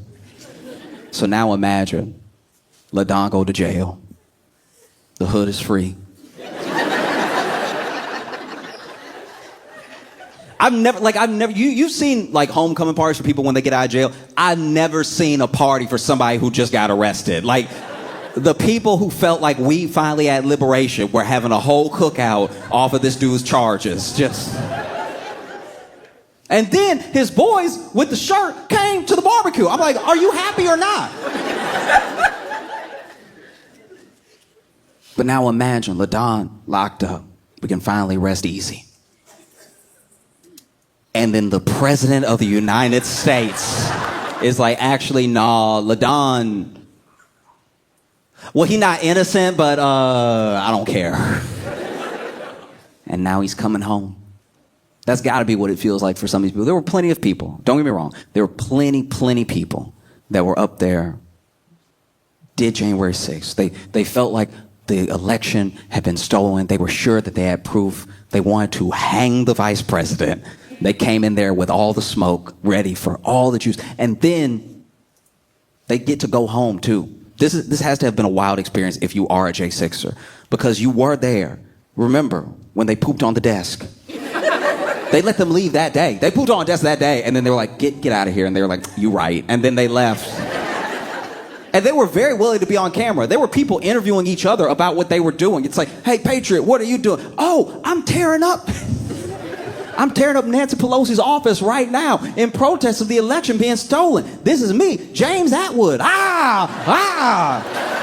I just made up a name, but they were saying their full names. They were saying their full names, and there was one dude that I'm pretty sure was trolling because he was literally getting people to say their address, and that felt insane. Like, I've never had to say my address out loud to somebody I didn't know. Wow. And then police come, and they're like, hey, get out of here. And then people left. And you saw them leave. You saw them leave different parts of the rotunda, everything, with smirks on their faces. And then over the course of 2 years, 3 years, 4 years, started picking them up left and right. People started, hey, he was there. Oh, they're posting about it. It was on their social that they were there and what they did, right? Them pepper spraying, them throwing stuff at police, all that stuff. And then they start getting arrested. And they're like, what? But I thought, how could this be? How? And then they were sitting in jail. And then, before Trump left, they were like, surely he'll pardon us. And he was like, I'll see y'all in a bit. You know? Because there was a lot of like misunderstandings about who we could pardon and who we couldn't and when people were charged and all this stuff like that. And then he becomes president again. This dude is now president again. And then he pardons them. And woof. Normally, I'm used to seeing a lot of people get out of jail through like innocence projects and stuff like that. People who did not do something. And then they're like, I never thought anyone would believe me. I thought I was going to sit in jail and now I'm free. And they're nothing but grateful. They get out, they're hugging their families, they're crying and stuff. And that has not been the case with the J6. Everybody that got let out is very angry. They're so angry, and a lot of them have already tweeted, I'm buying a gun. And it's like, why would you tell anybody that? You were already caught on camera doing the thing, and now you're like, and now that I'm out, I've got a gun. Okay, LaDon. Like, it's crazy too, because this dude signed that executive order for Doge, for the Department of Government Efficiency, that Elon is supposed to run. Which Elon's also had a week. Because Elon was supposed to run Doge, and he was supposed to really like get in there of what the budgets were, of who everyone was and everything, and he was going to reshape government in the image that he saw best fit him, his businesses, and his worldview, right? And then, I don't know how he did it, but he already like did something that Trump didn't like. Of course he did. Like it happened quickly because this dude was supposed to have an office that was near the Oval Office, right? And then one of Trump's, I think a cabinet member, but maybe it's an aide. I can't remember who it was, but they told Elon outright. They were like, "Hey, you're not gonna be around here."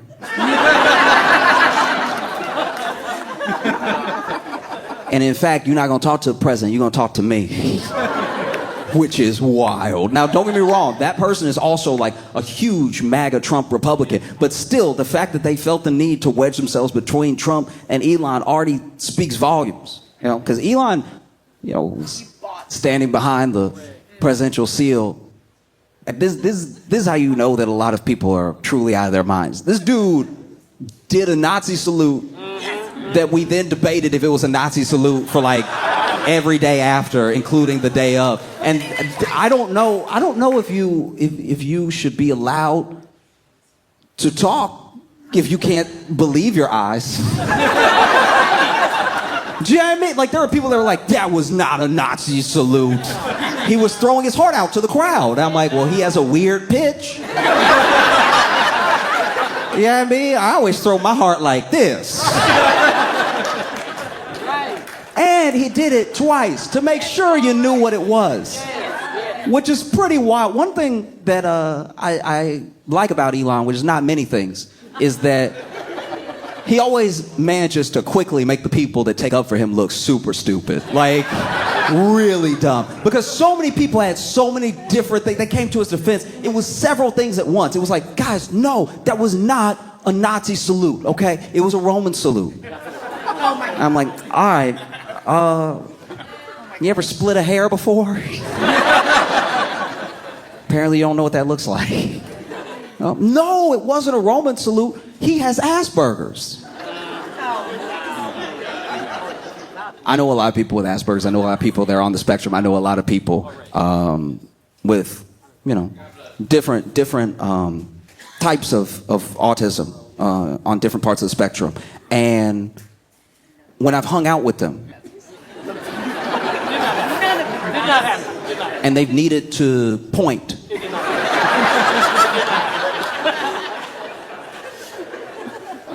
or they want to show me affection, you know what they never did? Anything that looked like that. It's pretty crazy. It's like 100% fundamentally insane that people within, I don't know. Maybe there's some law I don't know about where if you are a news publication and you say someone did a Nazi salute and they didn't actually do a Nazi salute, that they'll like sue you into oblivion and you just won't exist anymore. But I feel like when you see it, you can say it. And the fact that so many notable publications were like, he did a thing that appeared to be, none of us have ever got the leeway that Eli got that day. If there was a video of me stealing out of a store, the headline would not read, Josh Johnson is holding something that appears to not be his in the form of a Best Buy electronic. You see how that works? You see how when you see something, you can say exactly what it is and the world won't shatter? I do think genuinely that if people call out what they saw, they might feel the need to do something about it. So rather than do any of that, let's sidestep it and just be like, look, maybe it would, but I don't know. Who knows? These do. Like, in what world do you not know? You saw it. And you know how you know you saw it? Because Nazis saw it. And you know who was excited about it? Was Nazis. They were very excited. And if they think they saw it, then what are you doing now? If they're very sure of what it was, what do you look like being so unsure? No, it was a Roman salute. No, he has Asperger's. No, he's just awkward and he gets excited. I'm awkward. I got a lot of problems. And you know what I've never done? But truly, that's the thing that I watch happen. And then so many people are like, guys, he's anything but a Nazi. He's not a Nazi. He loves Jewish people. And then we pointed to tweets where people showed whole sick conspiracy theories against Jewish people and anti-Semitic rhetoric. And then he would comment under it, that's true. But somehow he's not a Nazi.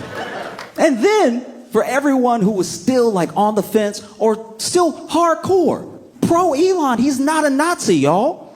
He went ahead and did y'all a huge favor. He attended an AFD rally via satellite in Germany and told them, hey, you gotta let go of the past, y'all. We can't keep feeling bad about stuff that happened. The AFD, by the way, which is the most Naziest of the Nazi. He's like, no, you gotta be proud of your Germanness. These are all dog whistles, but you can hear it. I hear you, dog. And then Trump signed this executive order that rolled back protections and acknowledgement of trans people, right? And, I didn't do it. And the thing is, if there's anything that I wish Trump would ban that had anything to do with gender, it would be gender reveals.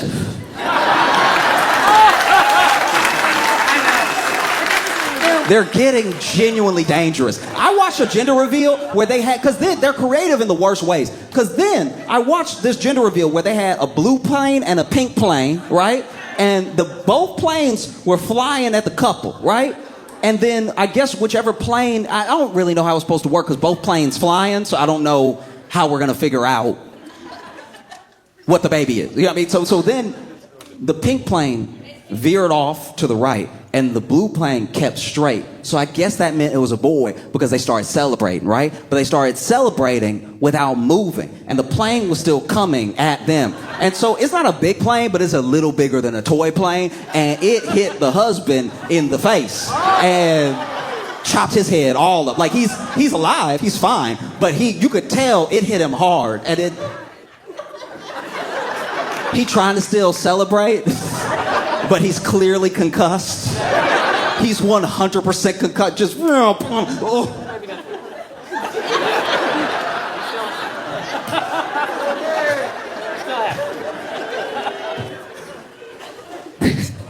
Didn't even put a hand out or anything. I don't know who is like winning with this thing.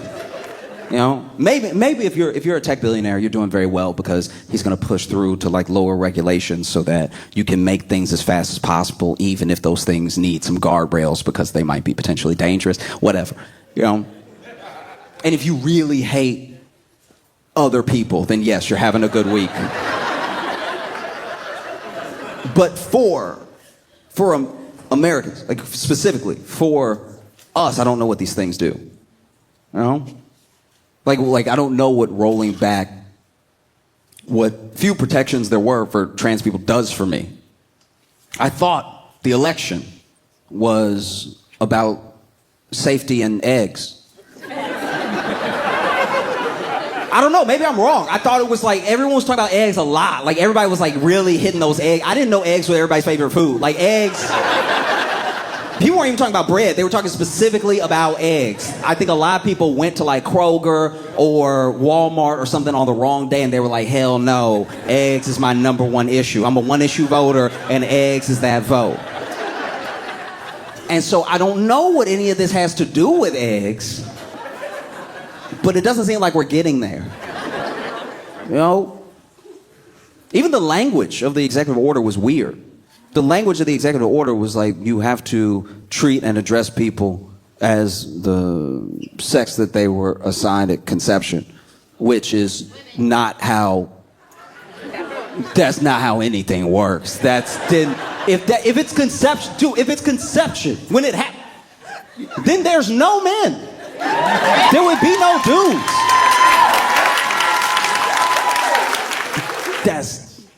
This is not a plan.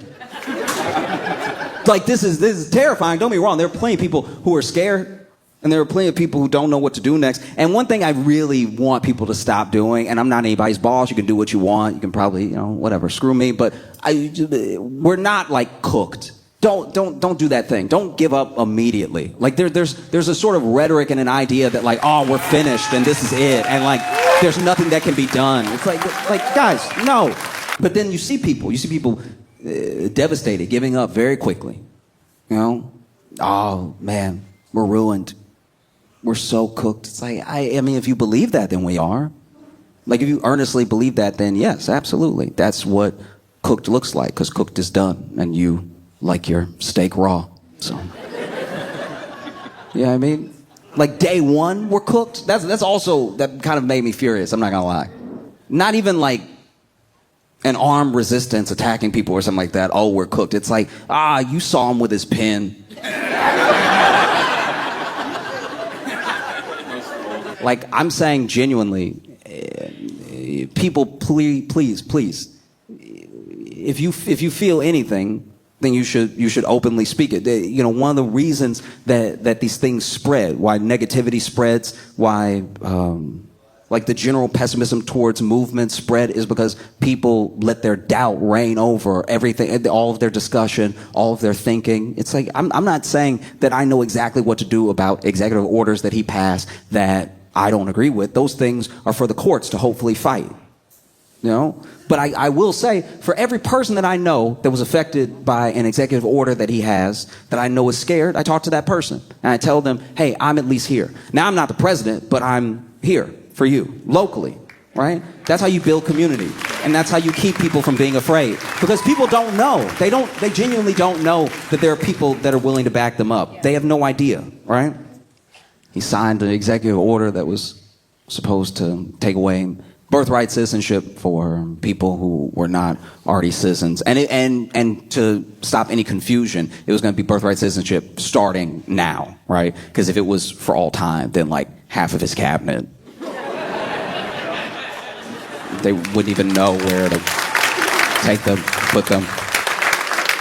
And then he started work on this thing that he'd been promising. And it was a thing that people didn't really think he was going to do, of like mass deportations. And so far, these are the numbers so far as I know them. Once again, I'm willing to be like fact checked. If I'm wrong, I'm wrong. But this is from what I've read and from what I know, this is basically what has happened. They did some ICE raids in places like Chicago, and there were some in Texas too, Arizona, and like plenty of like sanctuary cities. That's ones they were like targeting initially. I'm not sure why, because you would think in the red states that voted for this thing, they would want it first. Like that just seems like it's making nobody happy. And they rounded up some people and they went ahead and took off for Mexico.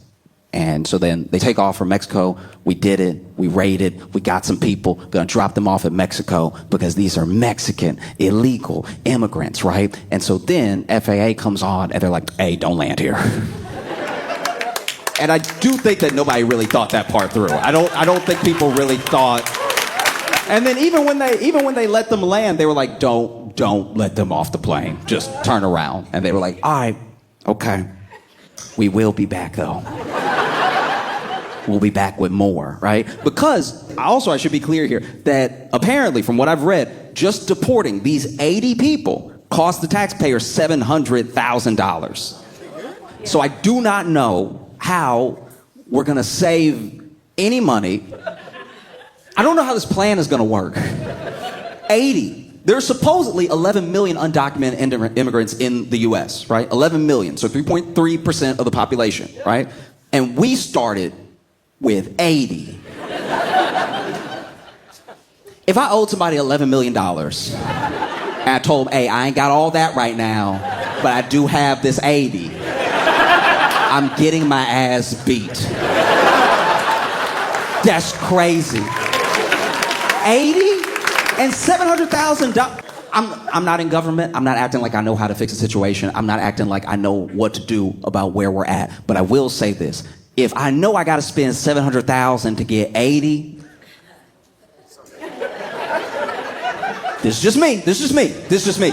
I'm not telling anybody else to do it. This is just me. This is what I would do if it were me and I knew $700,000 for 80. I would just tell those 80 people, "Listen, I'm going to break you off some. Start a new life somewhere else. You get 1/80th of 700,000, right? And come back in like 6 months, all right?" Because that's one thing that you will not hear.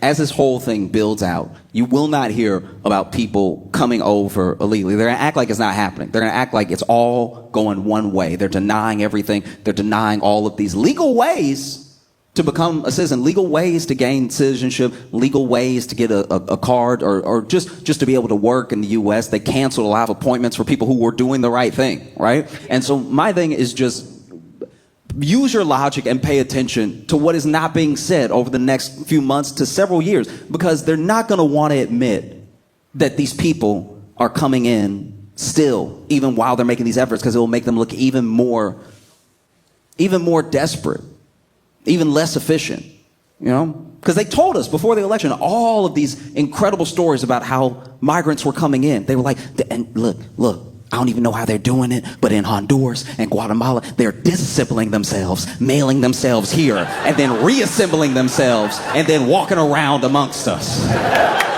But now that they've supposedly shut down the border, they want us to believe that all of these illegal ways of entering have also just stopped. And that's not true. You're fighting a losing battle if it takes you $700,000 to send 80 people somewhere that says, "Hey, we're not," you know what I mean? That's one of the craziest things too. Is a deeply, deeply ironic thing that they did all this to send people over, and then the other countries were like, "Hey, those are American immigrants." No, that's crazy.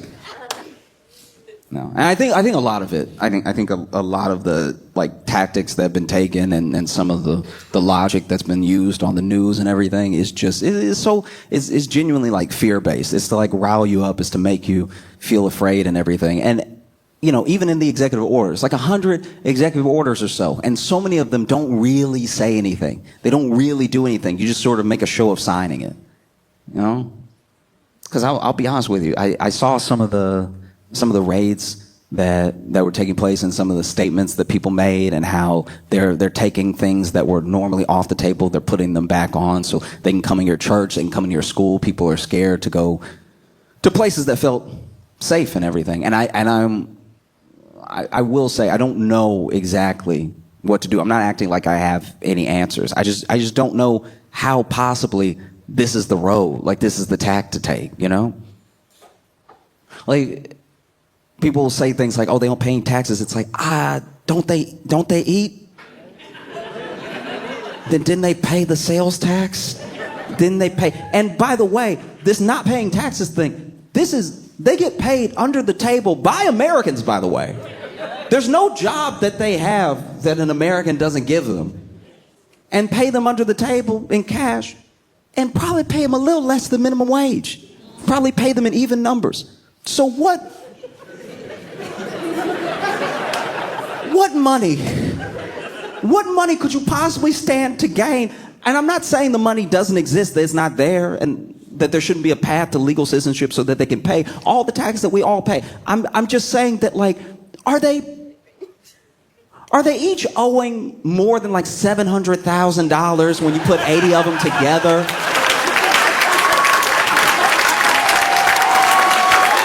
I don't know.